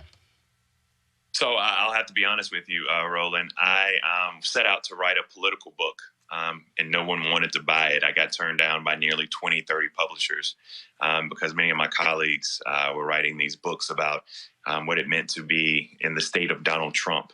But no one wanted that book from my perspective. And so Tracy Sherrod, who's over the imprint at HarperCollins, Amistad imprint at HarperCollins, sat me down one day and asked me about my story. Judith Kerr and Patrick Baz gave me an opportunity. The unique thing about this book, though, is that it's evergreen. We're going to be talking about systemic injustices and systemic racism for a very long period of time until we finally address it and have those necessary conversations. And so, although I'm only 35 years old, my life has been bookended by tragedy. You see the ups and downs and the trauma in my Vanishing Country, which is out now. Well, one of the things that we're dealing with, I keep talking about this here, is that we're operating in a space where white folks cannot handle the changing America. Here we are right now, 23 years away from a nation being a majority of people of color. And that really is what's driving, I think, all of this. When Meghan McCain the other day talked about Obama ushering in the culture wars, I was like, what the hell are you talking about? That happened long before. And so it just made no sense whatsoever. But to me, that's really what's driving where we are today. Well, I think that's a lot of it. It's this fear. I think it's an irrational fear, but this fear people have of quote unquote being replaced. But this isn't necessarily new. I mean, many of the things that I highlight is, for example, the lack of giving people the benefit of their humanity. That's not new. I mean, it dates back to Jimmy Lee Jackson, Medgar Evers, the 16th Street Baptist Church. You fast forward, we have Breonna Taylor, we have Walter Scott, we have Ahmaud Arbery. And so when you think about these things, I believe this trauma is not new. However, the political overlay and what Stephen Miller and Donald Trump are deathly afraid of, you're absolutely correct. The browning of America, because we're starting to see Georgia, we're starting to see Arizona, even Texas. We're starting to see these places and throughout the rural South become browner day by day. And people are terrified. I think it's irrational, an irrational fear, but nevertheless a fear. Well, I think that, again, what we're talking about here is an America that was an America for whiteness. It was an America that was all about that. And so now this unease, in which I think when Donald Trump zero ends on the whole issue of undocumented workers and immigration, is so when you hear these phrases, American values and morals and how all these things are changing, what they're really saying is the way white people have seen America is changing because they now have to, they have no choice but to take into account what we think because we ain't going nowhere. Well, that's what we hope they do. And they don't look, and there is a question about a level of empathy or compassion for our neighbor. And there are questions about the humanity that many people do not afford us. And you're right. And I think that what they see and what many folks see is political power slipping away from them. And Donald Trump, whether or not he's calling Kaepernick a son of a bitch, or whether or not he is stoking these cultural wars, whether or not he's talking about Haiti, people of color, et cetera, et cetera. These are battles that he believes are the way that he can win. And that's an unfortunate commentary, and it actually proved to be true in 2016. I'm not sure it's going to be true in 2020, but I'm afraid that, I'm afraid of the answer. I dare not give my political opinion on that because I'm the same person who told you Hillary Clinton would be president of the United States. Yeah, well, the reality is, if you look at the numbers, Hillary Clinton, but here's the piece, though. I think this is what I keep reminding people, and that is, did Hillary Clinton get more votes? Absolutely. Well, there's some huge mistakes on her campaign part, absolutely. But the only way it happened, the only way Donald Trump won is because the Republican Party instituted a massive voter suppression campaign in these critical states. And so that's what, unfortunately, not enough Democrats were understanding that. Those of us were yelling, hey, this thing is coming, this thing is coming. But it still also, I think, does dovetail into what's going on. You look at now that the Republican Party no longer has this agreement to basically not be involved, in these campaigns. So what do they plan on doing? Dropping 50,000 poll watchers. And look, they're going to be looking at black and brown people because they see us as a threat. Black and brown people are a threat to not all white people, but white way of life, because we are changing the face of this country. And the deal is they can't do anything about it except slow it down. Well, that's true because it is coming. And I think that they're starting to see those demographic shifts. And when you look in places like Georgia and Arizona, I think Stacey Abrams actually beating Governor Kemp is one of the larger phenomena that many people are just trying to turn the page on, but is a fact. And many people are struggling with that. And you're right. Voter suppression, I think that there is, since the age of Lester Maddox, the person who probably has been the worst when it comes to, or best from their perspective of voter suppression, was Scott Walker. In Wisconsin, the things that he did, the voter rolls, the suppression, the limiting absentee ballots, is what cost Hillary Clinton that race. And you're absolutely correct that if we don't have our eyes open, it will happen again. But one of the things that I think is important is that we have to be extremely hardcore and brutally honest, I think, with black people. Stacey Abrams sent a tweet out today where she talked about 900,000. She lost by, 211,000 votes, whatever the number was. 900,000 eligible but unregistered black folks in Atlanta area alone did not vote. Yep. I mean, listen, there are 12 million people who voted. And that was 2016. I'm sorry, when Trump ran, and so that's what happened there. But there are numbers the same way in South Carolina. The number of black people who could change an election, but who are eligible but not registered.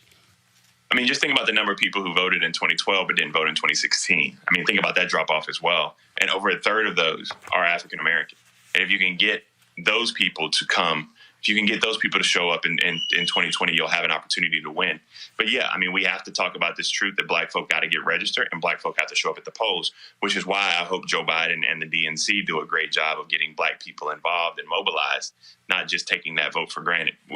Black folk, super voters, are going to vote. The question is, are you going to get those super voters to work for you, do phone trees for you, have links in Jack and Jill meetings, get the Divine Nine activated, have your black churches activated? That's what it's going to take to beat this albatross, which is called Donald Trump. You served in the legislature there in South Carolina. Now you're not. Do you regret stepping out of politics? No. I learned some valuable lessons. I learned that I was nowhere near as important as I thought I was. I'm able to learn how to be a good husband and a good father. I'm going back into politics as soon as that time is right. Hopefully running for United States Congress in that 6th congressional district, currently occupied by our good friend Jim Clyburn. So that's my goal. That's my trajectory. And so no, I'm not. I ran for lieutenant governor. In 2014, before there was a Stacey Abrams and before there was an Andrew Gillum, I was trying to chip away at that glass. Before there was a Jamie Harrison, which I hope can shatter that glass. We got 42% of the vote, and we chipped that glass, and it didn't shatter. And hopefully, we set the table for others to come behind and do that. Now, when you talk about that, I mean, look at how Harrison is running against Lindsey Graham. You look at the fact that, I mean, look, normally in South Carolina, it's a shoe-in for a Republican to win. Now, granted, we're talking about early polls, but I do believe that what Donald Trump has also done, he has exposed the hypocrisy of Republicans who have no integrity, no morals, no values, no principles, and I think people are now responding to that. So it's a little hard now to try to just run on morals, values, and principles when that's the guy who you've given your soul over to. And I think that, and I'm not the person who has the audacity to talk about this. You'll have to have another guest on to talk about this. But what we're starting to see is white people, and college-educated white women in particular, flee the Republican Party. We saw that in 2018. We saw that actually in our Democratic primary. For the first time in a very long period of time, the Democratic primary in South Carolina back in February 3rd, was 50-50. It was 50% white, 50% black. It's usually 61%, 62% African American. It wasn't the case then because there were so many voters who were tired of Donald Trump, who wanted to play a role in the Democratic primary process. Those white voters voted for Joe Biden. And so I think especially in these suburban areas in Pennsylvania and a lot of these swing states, Virginia, et cetera, you're going to see a lot of white college-educated women come back to the Democratic Party. Well, and bottom line is when we talk about the notion of educated versus uneducated, I think the numbers bear out even those who support Donald Trump. The thing I still think that it's important, though, is that Democrats bet not make this mistake. They bet not just all of a sudden do a tilt to the suburban educated voters and ignore your hardcore base. Because your hardcore base don't turn out, it don't matter what they do in the suburbs. I write about that. I mean, for far too long, the Democrats and Republicans alike think that rural working class means white folk, and they need to start talking to the base, and they have to start talking message to black men. See, what happens with black men, not only do you have that level of misogyny that creeped in 2016 against Hillary Clinton, but you also had a message void. And because no one else was talking to black men, no matter how asinine and ignorant Donald Trump's message was, he was the only person having discussions with black male voters. We have to fix that this go around and at least message for black male voters so that they don't choose. A lot of them didn't choose Hillary or Donald Trump. A lot of them chose the couch. And we have to make sure that we give them a better option this time. Yeah, I mean, that was a 9-point gap between black men and black women who voted for Obama over Romney in 2012. And number was 13 points with Trump over Hillary Clinton. The White House, I mean, they've told me point blank, they think that they can get 15 to 18, as much as 20% of the black male vote. That's why they're targeting that. But I still think, to your point about rural voters, I mean, the reality is media plays a role in that too. And that is, every time you see or hear this idea of the heartland, I keep trying to tell these white folks in media, which is also part of the problem, because you got too many white executives. You have C-suites in media that looks like corporate America in the sense that we're non-existent. Oh, sure, having black people on the air is one thing, in executive suites is another thing.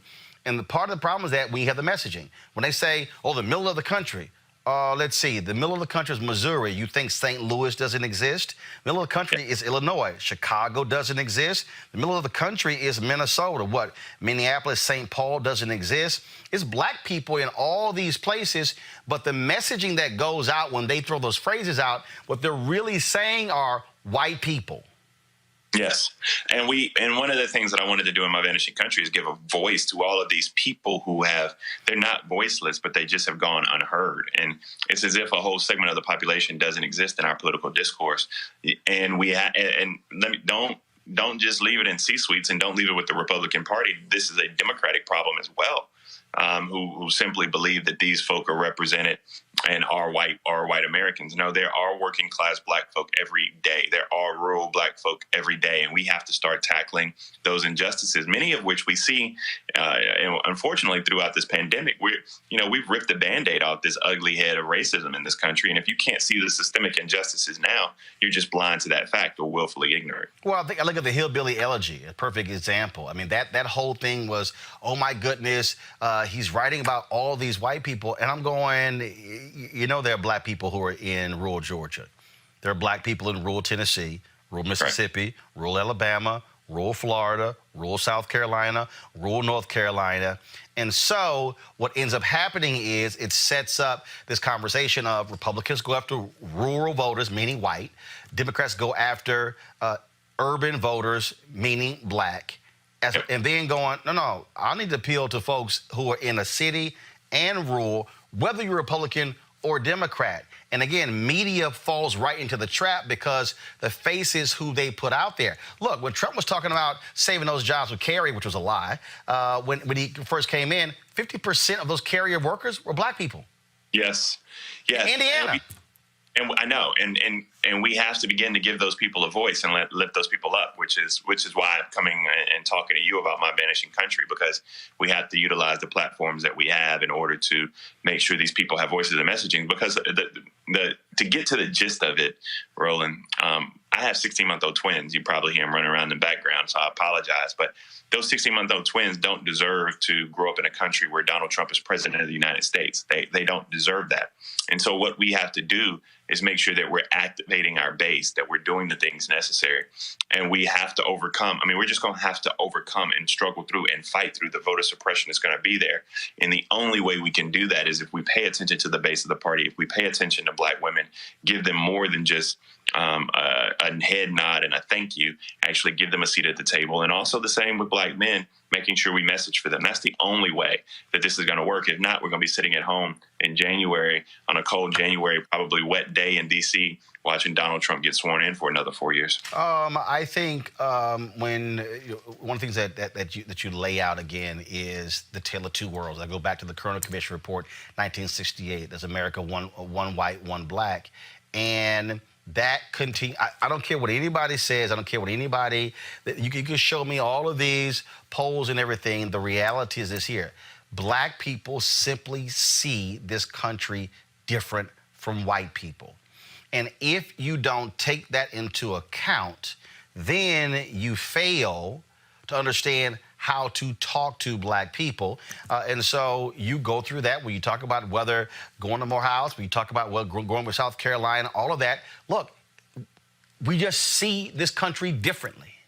And not only do we see it differently, but we experience different traumas. Now, my trauma may not be your trauma, but you're going to have to understand and empathize with my trauma. That's the only way we can persevere.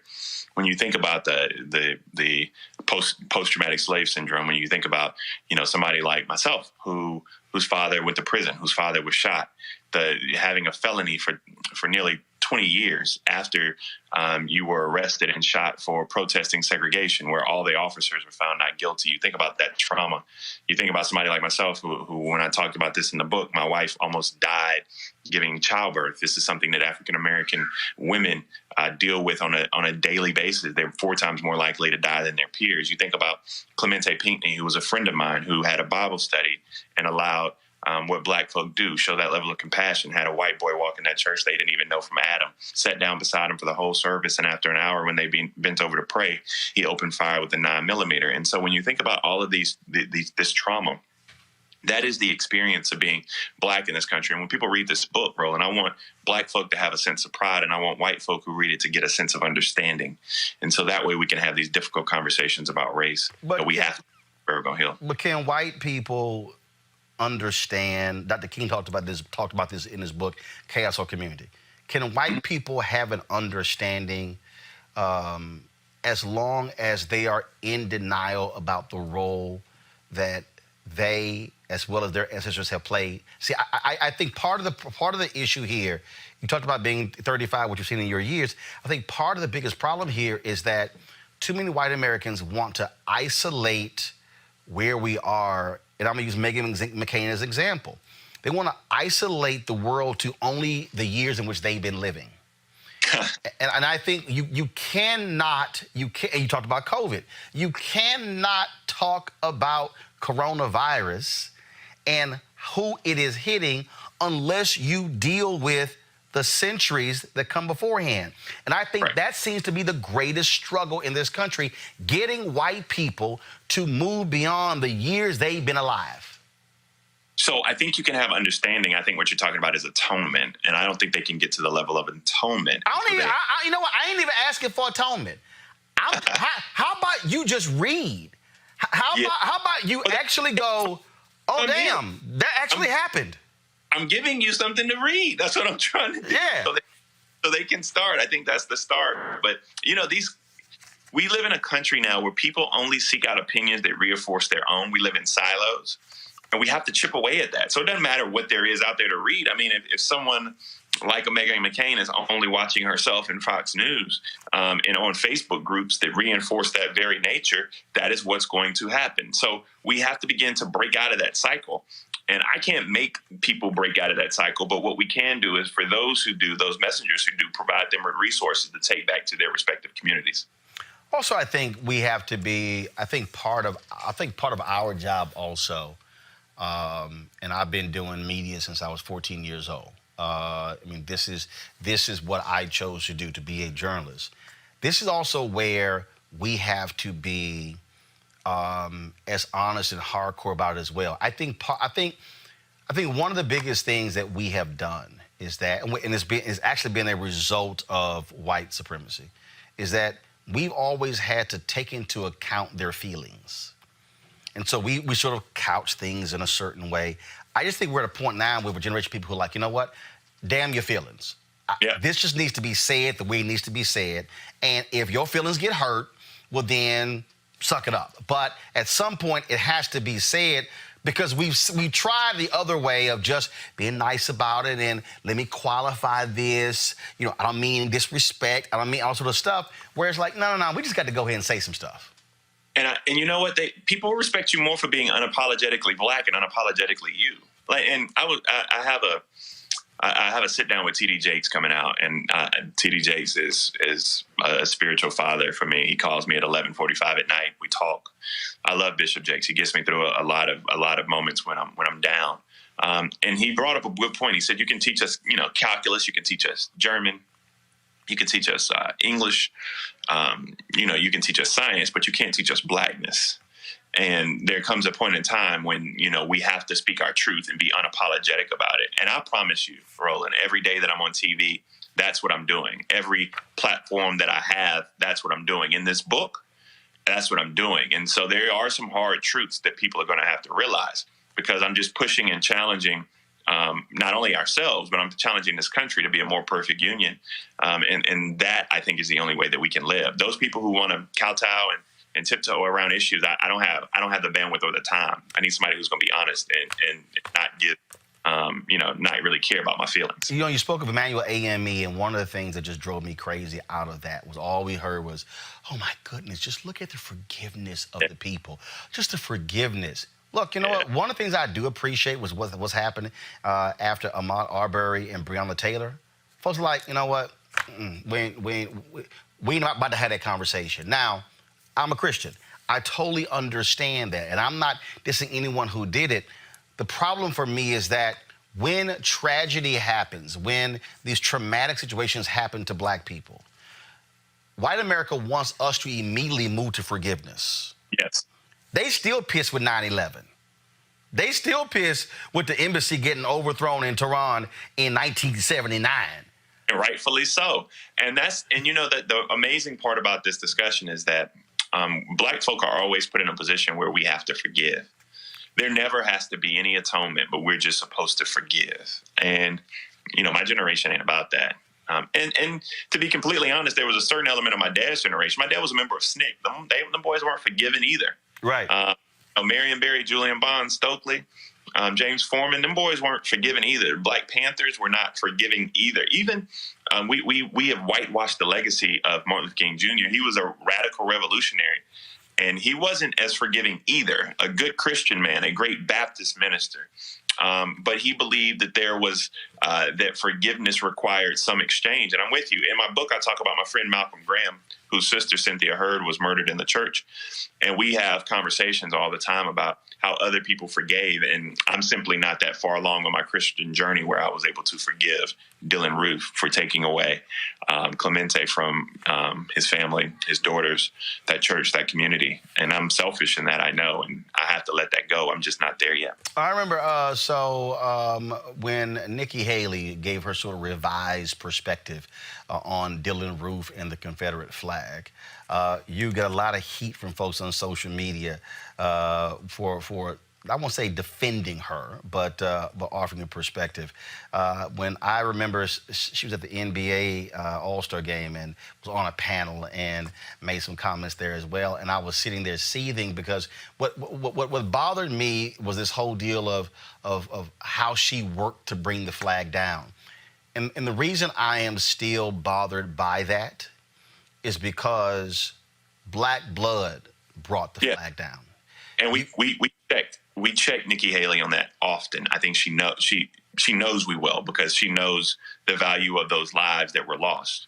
And the irony about that, Roland, in a much larger perspective, is that any ounce of political change we've ever had in this country, anytime black folks black blood has been black blood. Right. So that's first. The second thing, though, is that Nikki Haley had to display some ounce of courage in order to get that flag down politically. Now, I think she takes a great deal of credit for that. But that flag still had to come down, even after that blood was shed. And those phone calls that she made, that flag, to be completely honest with you, it goes back, and this is more inside baseball than people want to know. But if Jim DeMint had not retired and Nikki Haley had not appointed Tim Scott, that flag would have never come down. If those senators were Lindsey Graham and Jim DeMint, that flag would still be there today. Trust me on that. And there was some fortune and there was some fortitude to get that down. There was still, there was an all-night debate about that flag. There were still votes against taking that flag down. Oh yeah. But I just think that, again, for me, when I hand out courage awards, I hand them out when you did it in the face of opposition, But worry it not. And this is the thing for me, and I can go down to you in our history, so many things. If black blood, look, we talk about the Fair Housing Act of 1968. Mm-hmm. But everybody forgets, King gets, that thing was filibustered for 3 years, almost 3 years. King gets, it was filibustered, it was broken in the Senate, it was still filibustered in the House. King gets killed on April 4th. LBJ sends a letter to the House the next day saying, let's honor Dr. King and his life's work by finally passing this bill. It's signed into law 9 days later. That bill only gets signed because King is murdered. Yep. I mean, there's no doubt. I mean, the flag doesn't come down if 9 people don't die. We're speaking the same language. I'm just talking about from the perspective of pure politics. That there had to be somebody to do that. And none of the white boys took the lead on that. The attorney general couldn't be found. The lieutenant governor couldn't be found. The speaker of the House was there, hee-hawing. So somebody had to take the leadership role. And I'm not saying she deserves a holiday. I'm just acknowledging what I knew to be the reality of the time. But I do give that black blood is something that it doesn't come out of the soil of our great state. And the reason I'm bringing that up, because I think when you talk about, acknowledging and owning up to where we are and where we're trying to go. I think what black people are constantly saying to white America is, don't wait for us to die to do what's right. Amen. Now, we can just take up an offering and go home on this one, because that is it. That is the point. That it should not take our death, even our deaths on camera, for you to do what's right, for you to have outrage, for you to have some type of empathy or compassion, for you to have understanding. We shouldn't have to be lynched on camera. We shouldn't have to be shot in churches. We shouldn't have to be shot in the back by law enforcement. And thank God somebody was videotaping that.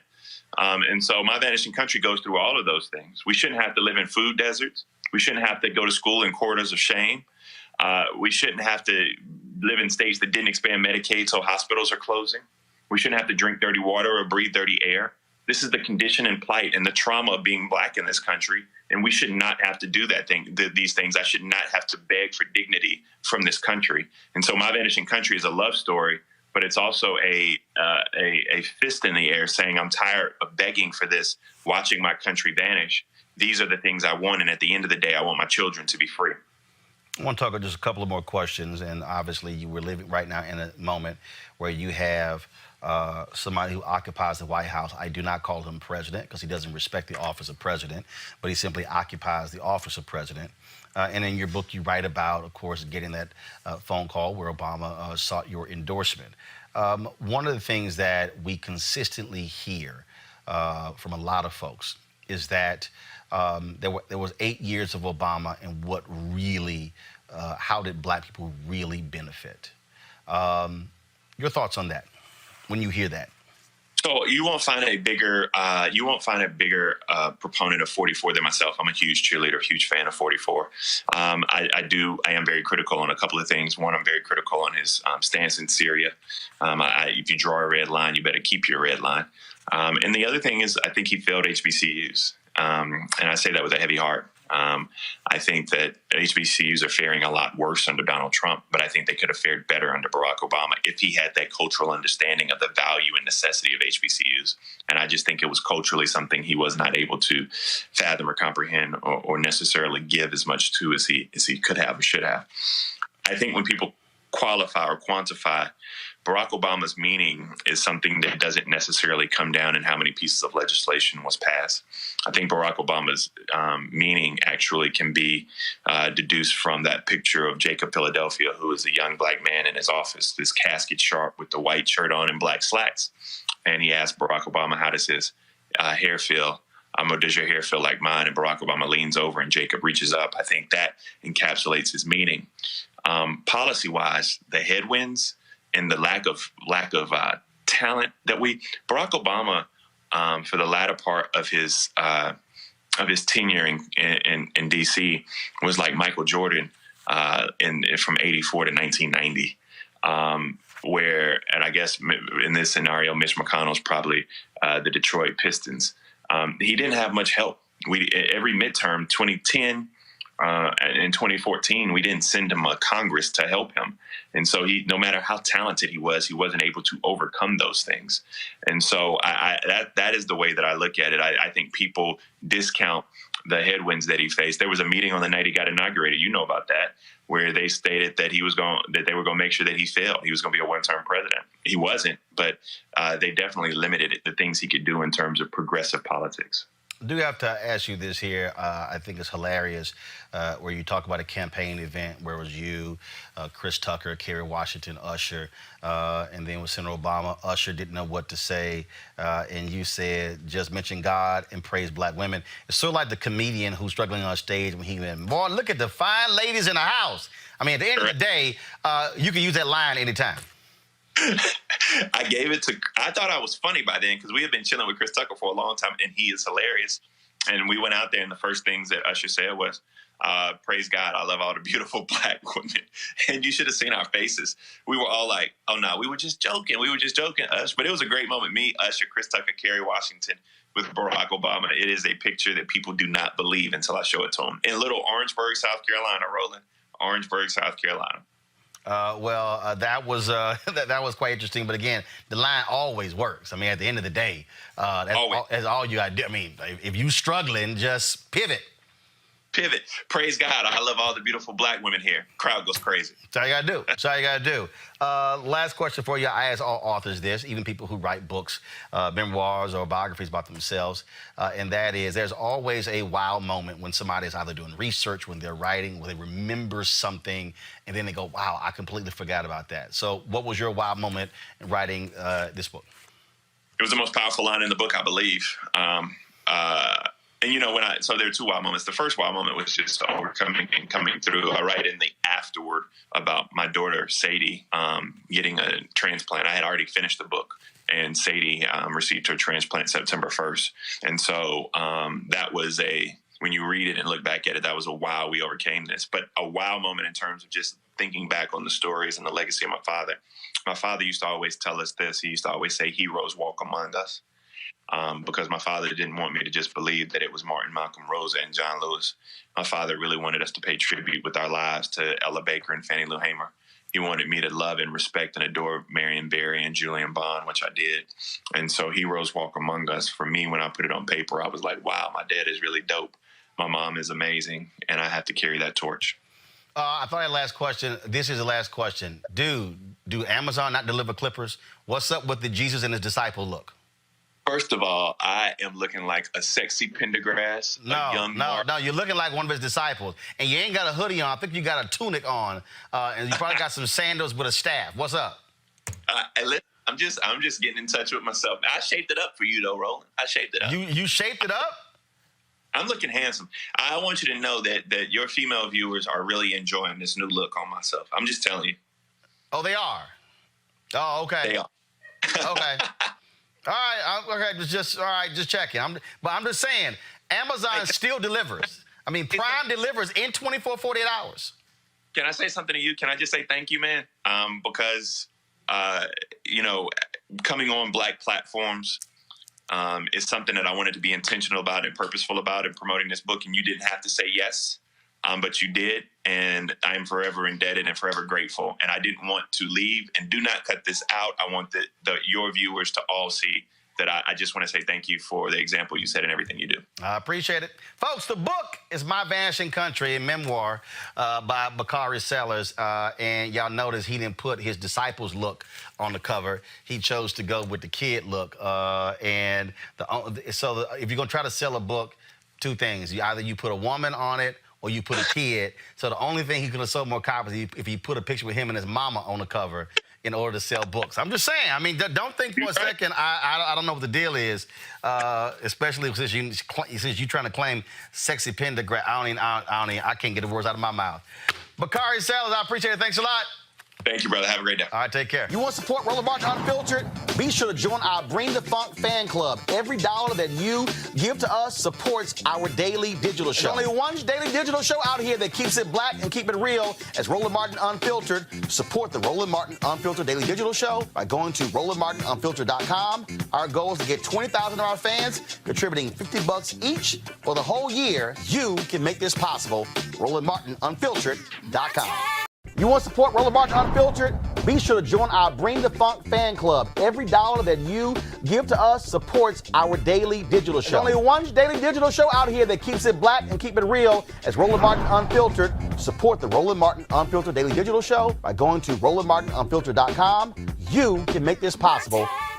All right, folks. Legendary comedian George Wallace has released a new book title. It's called Bulltwit and Whatnot, the online ramblings of George Wallace. That's pretty much what George does a lot. The book focuses on his Twitter rants. Trust me, and it's not just his Twitter rants. He will actually use these rants in a text message. I have been on the receiving end of many of them. Joining me now is the great man himself, George Wallace. What up, George? Good morning, good morning, good morning. I am doing very well. I'm here in Atlanta. How are you, Roland? Well, hell, I'm in Atlanta. They didn't tell me you wouldn't be in Atlanta. We should have done the interview together. Well, then again, now, you real old, so COVID might affect you. I'm leaving this house. I am not leaving this house. I've been here since March 14. I ain't going nowhere. You understand me? Nobody comes here. I go nowhere. I'm scared. And I don't think the people in Atlanta got the message. Have you seen how many people running around here without a mask? Hey, George, look, I'm serious. First of all, I got 2 masks. I even wear the goggles. And what I don't quite understand, George, do people not get what I call nonverbal messages? What I mean by that is when they ask step close, I back up. And I back up more. And I'm like, why you keep moving forward? Back your ass up. Social distance. You're like me. Speaking of social distance, I sent you a photo. Do you have me on top of the roof? Do you have that photo of me on top of the roof? Yeah, I sent that. Hold on one second, y'all. Let me airdrop this to my iPad so I can show y'all this whole crazy. I told y'all the stuff George sent me. Y'all thought I was lying. Y'all, George, let me airdrop this photo to my iPad right now so I can show y'all. Anthony, let's get ready to switch this for some y'all. I'm telling you, George. I'm gonna go ahead and put it up. For some reason, it's I'm telling y'all, George sent me stuff, and he sent me this photo talking about he on top of the roof. I said, y'all, this man ain't got no doggone sense. Talking about he practices social distancing. Let me see if I can pull this thing up. So George, you ain't left home at all, huh? Listen to me. You ain't left home at all. Roland, my daughter stopped by to see me the other day. I live on the top floor, right? That's my balcony. I'm waving at her ass. I told her that's close as she's gonna get. Keep moving. Keep moving. Social distancing. That's me waving at her from the 25th this is the floor. photo George. Y'all, this is the photo George sent me. So George, that's you. Wait, hold on. Let me see if I. Yeah, that looked like you. That's me waving at my daughter. She wanna stop. She's in the parking lot across the street. And I said, your daughter. Hello. Keep moving. That's the closest she could get. Keep moving. Social distancing. Keep moving. Listen, I'm so concerned about this, Roland. I'm trying to stay 6 feet away from myself, from me. I don't trust nobody, okay? I moved the mirror out of my bathroom because it was too close to me. I'm crazy. So George, so this book is about your Twitter rants. When did you join Twitter? How long you been on Twitter? In 2011 or 2009. The reason I did it, I didn't want to join because I'm thinking, now why would I give away my jokes for free? Okay. And plus, this is a different type George Wallace humor. You got to get these jokes in 100 and 40 characters. Now it's 280, okay, so I'm doing better now. But it's just little online ramblings of me talking about things I would do. Today I had a shout out to the top 5 lots in the world. You know, you got your play lot, you got your sand lot, you got Sir Lancelot, and somebody wrote in, I love the reply. Somebody, how about Charlotte? So it's so much fun. That's what I do. It's just online ramblings on stupid stuff I would do, because I'll straight up, like I'll eat cupcakes out of a pan and pancakes out of a cup, because I do stupid stuff like that. I don't play by the rules, Roland. I don't play by the rules. Well, I am with you. Roland, I will eat an English muffin in France and French toast while I'm in England. I don't care, but it's called Bulltwit, not Bullwit, Bulltwit. Oh, Bulltwit. I'm sorry, my bad. I could, I wasn't quite sure of the Bulltwit. Roland, I couldn't say what I wanted to say. Bulltwit, Bulltwit. You get it? Bulltwit. That's what it's all about, and it's online. Yes, George. Listen to me. It's online. This is the only book I have. I don't even have it yet. You should have one coming, and it's $19.95, and you get this with GeorgeWallace.net. Roland, George Wallace, I be thinking. I did not go to Amazon.com. They take half your money. I want you and everybody in your family to go to GeorgeWallace.net, okay? GeorgeWallace.net. It makes a great book for Christmas gifts. And it's only $19.99, and it's a quality book. You want all the money. So are you personally mailing them out yourself? Because see, that means you got to go to the post office, George. At my office. I'm in Atlanta, but my office, my fulfillment center is in Las Vegas at my office. But it's a quality book. The quality of the book is actually better than the jokes. That's how good this book is. Look at that, a glossy book. You can enjoy this. And there's so many funny things in here. And the foreword is written by my funny friend, Pat Oswalt. I did get into trouble. My best friend, Jerry Seinfeld, wanted to know why did he not write the foreword of the book.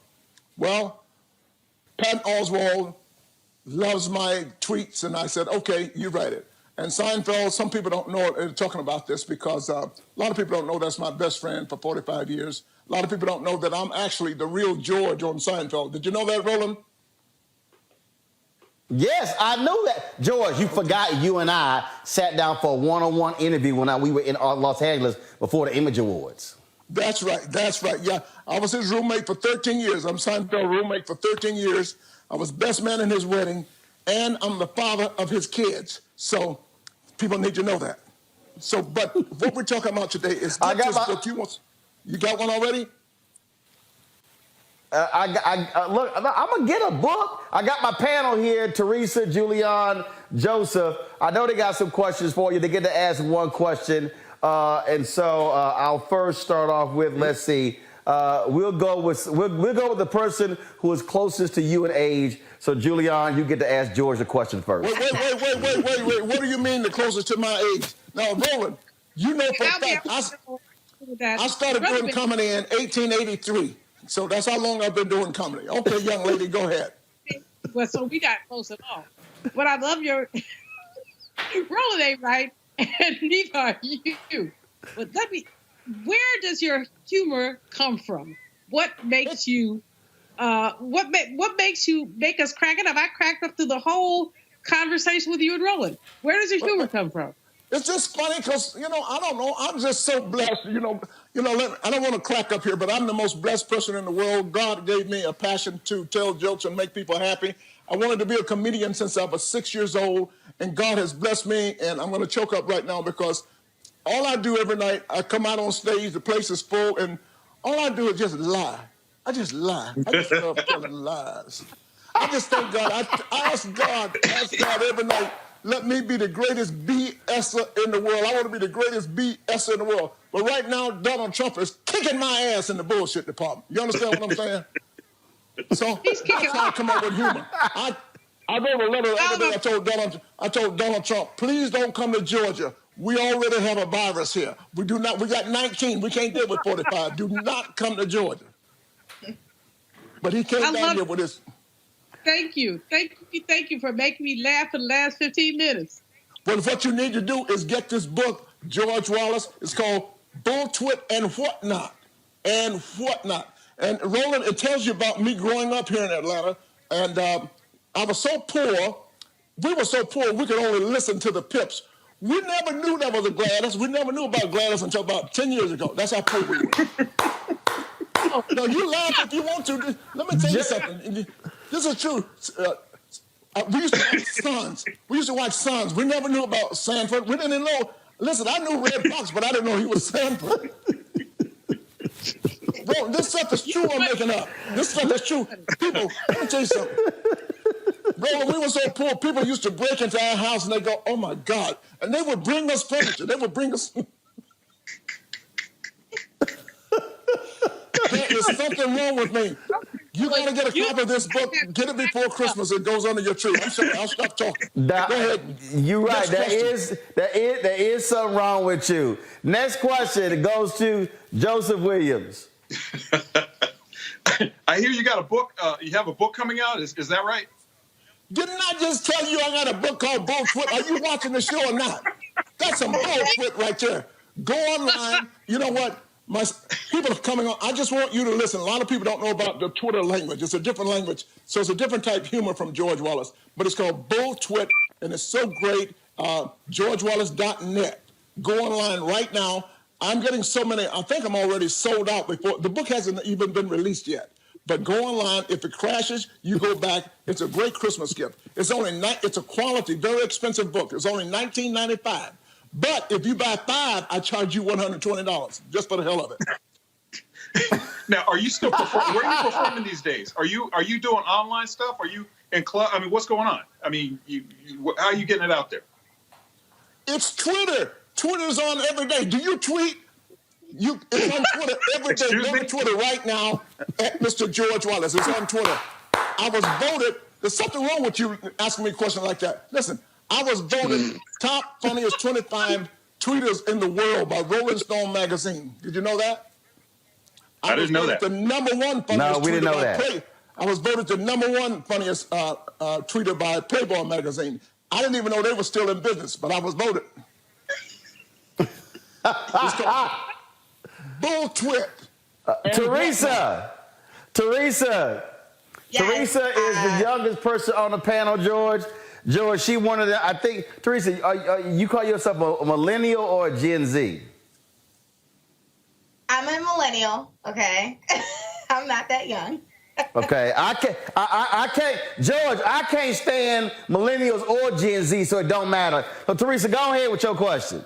Hey, Roland, they are different, aren't they? They just do stupid stuff. I'm at McDonald's the other day, and I said, can I get a hamburger? The idiot Gen Z says, you want cheese on that? I said, you stupid nut, did I order a cheeseburger? I ordered a hamburger, and I want ham on it. There's something wrong with them, Roland. There's something wrong, but I should call in once a week. I got so much to talk about, And guess what else happened to me? I go to church. I'm trying to become I want to stay a Christian comedian because I don't cuss a lot, right? But I want to cuss. And I wrote a joke about, I guess a year ago, I met a guy named Waka Flocka Flame. Oh, yeah. Waka Flocka Flame. That's it's not cussing, but it's close enough, isn't it, Roland? Roland, everybody listen to me. Just say Waka Flocka. Waka Flocka. Waka Flocka. Hey, Roland, I'm at church yesterday. I wish a Waka Flocka would. That's what I said. I wish a Waka Flocka would. Listen to me, Roland. I was in church yesterday, and the bishop walked up in the pulpit. I said, look at this Waka Flocka walking up. See that again? It's a Flocka Buffa? And yesterday was the first Sunday. It's you can go to church in the parking lot now. And they had communion. Ooh, that's some good service. You can have real wine in your car. Real wine. And who the hell come up with grape juice for communion? Grape juice. What did Jesus do, Roland? You know the Bible. Your wife knows the Bible. Jesus turned water into wine. Didn't turn it into no grape juice. Right. That's what happened. They were sitting there eating many years ago. Jesus and his 12 disciples. They were sitting there, apostles. They were sitting there eating. Jesus said, who brought this grape juice? Who brought this grape juice in there? He said, this is the Last Supper. You are hilarious. Teresa, what's your question for George? Question. Teresa, what's your question for George? You know what? I don't have a question for George. All I'm going to say is I'm going to go get the book. I'm going to go, educate my fellow millennials. We're going to laugh. We're going to tweet. And this will be a good book that'll be on the back of my shelf for my new book spotlight. So thank you. I would like to be on your show, too. It's called Bulltwit, GeorgeWallace.net. Now, a lot of people buying both books. A lot of people are still buying this book right here, Laugh It Off. So it's pretty good. I'm so blessed. But Bulltwit is the next book, and there's more Bulltwit where that came from. I talk Bulltwit all day. I think I do, too. So I'm going to get the book. You get that book, okay? Because I don't play by the rules. You know what, Roland? I pick my teeth with an ice pick, and I pick ice with a toothpick because I don't play by the rules. You see, I'm different. I'm different. I'll take a refrigerator magnet. Go ahead. Well, I gotta ask you, George. You live in Georgia. I gotta hear what you gotta say about that robot Kelly Loeffler and David Perdue running against John Ossoff and Raphael Warnock. Listen, I'm the first one 3 years ago. I told everybody in Georgia, vote your Ossoff for John Ossoff. Vote your Ossoff for John Ossoff. I started that 2 years ago. Oh, listen, Kelly last night in that debate, I wish I could have been on. I mean, I would have said, turn your face to the camera and tell the people again, lie to them once again. You know me. You know I'm a minister, and you say I'm a thug, and I denounce police, defund the police. You know what I'm trying to say. I would have said, turn to the camera and lie once again. Yeah, we know. You said three times that I'm a thug. Now they'll turn to you, and you know I'm not a thug. I'm a minister. I'm a person of the people. You just keep lying, okay? And you're not one of us. Everybody in Georgia, you need to know this lady has over $500 million, and she ain't one of us. Damn! That would have worked. You better believe it. I want to tell her, look in the camera and lie to the people. Because I said, Kelly, look in the people. Look in the camera. Now, see, America, you're not only going to represent Georgia, but you represent America. She's lying to you right here on camera. That's what you want in Washington, D.C.? Bam, come on. And then I would have said to her, George. Yes, sir. Now, George, you know a black man can't get that aggressive with a white woman in Georgia? Well, then he could have said to her, I just forgot a good joke. Can you believe that? I'm getting older. Where's my Prevagen? I need Prevagen. I need some Prevagen. You know, because I'm starting to forget stuff. Next question. Anybody else? I gotta ask you this here, George. I gotta ask this, George. So they're saying that Trump is gonna run again in 2024. Trump is a con man. Trump is just taking these people's money. He's raised over $207 million. He's just taking their money. He may not even be around here. Trump, he keep talking, and he calls it the China virus. We should call it the Trump mumps. That's what it is. Listen to me. He will not run in 2004. We're going to be just fine. Biden's going to be fine. America is good already. We feel good already, don't we? Look at me. I'm wearing my.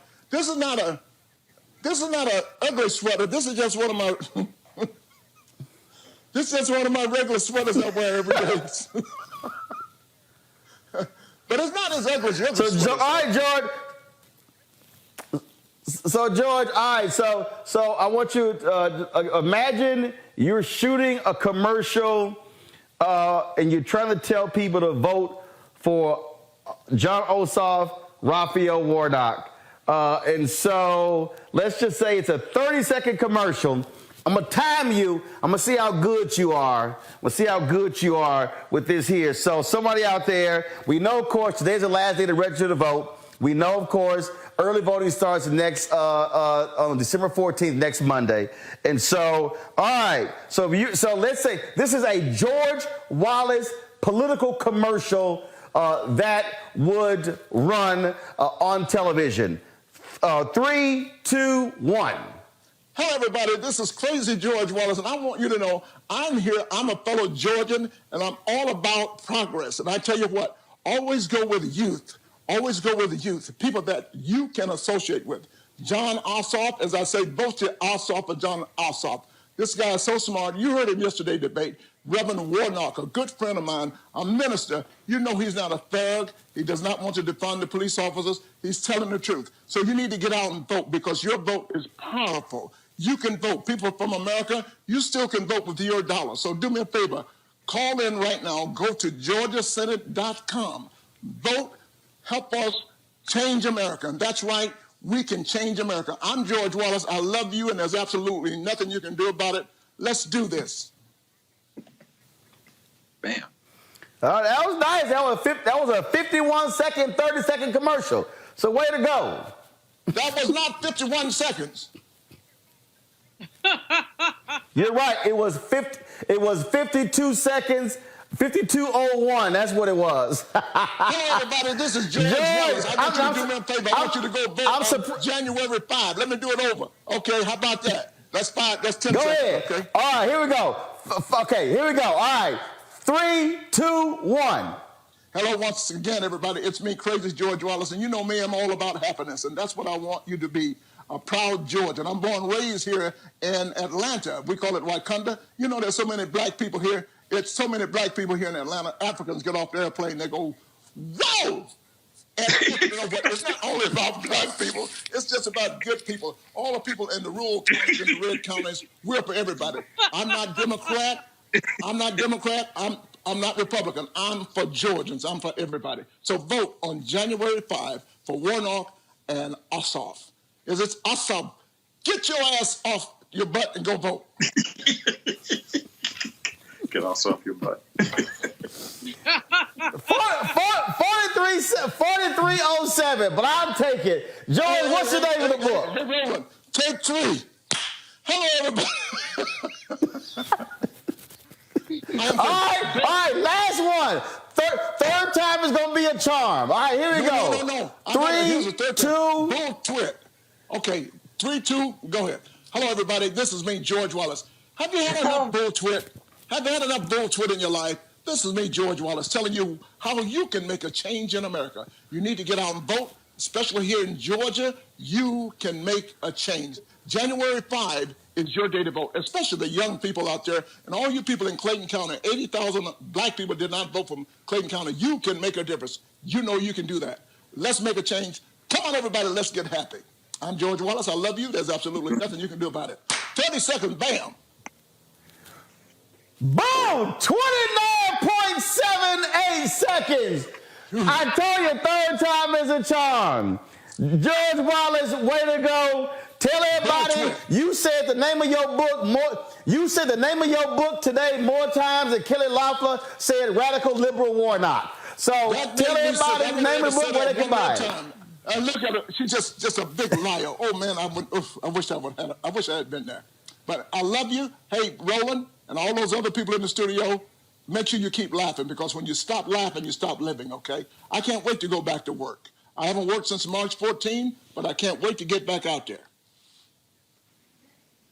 All right, George Wallace, my man, always good to chat with you. Glad you were on Roland Martin Unfiltered, and we're gonna sell some copies of that book and make it a bestseller. Bulltwit.net.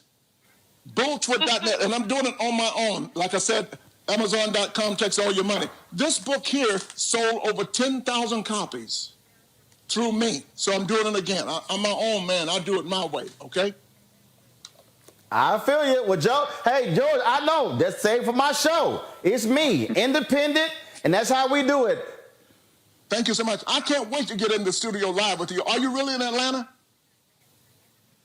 Yes, I'm in Atlanta. I'll text you the address. I've been in Atlanta since Thursday. I go back tomorrow, but I'm back here next week. So we'll actually be in Atlanta for all through January 5th.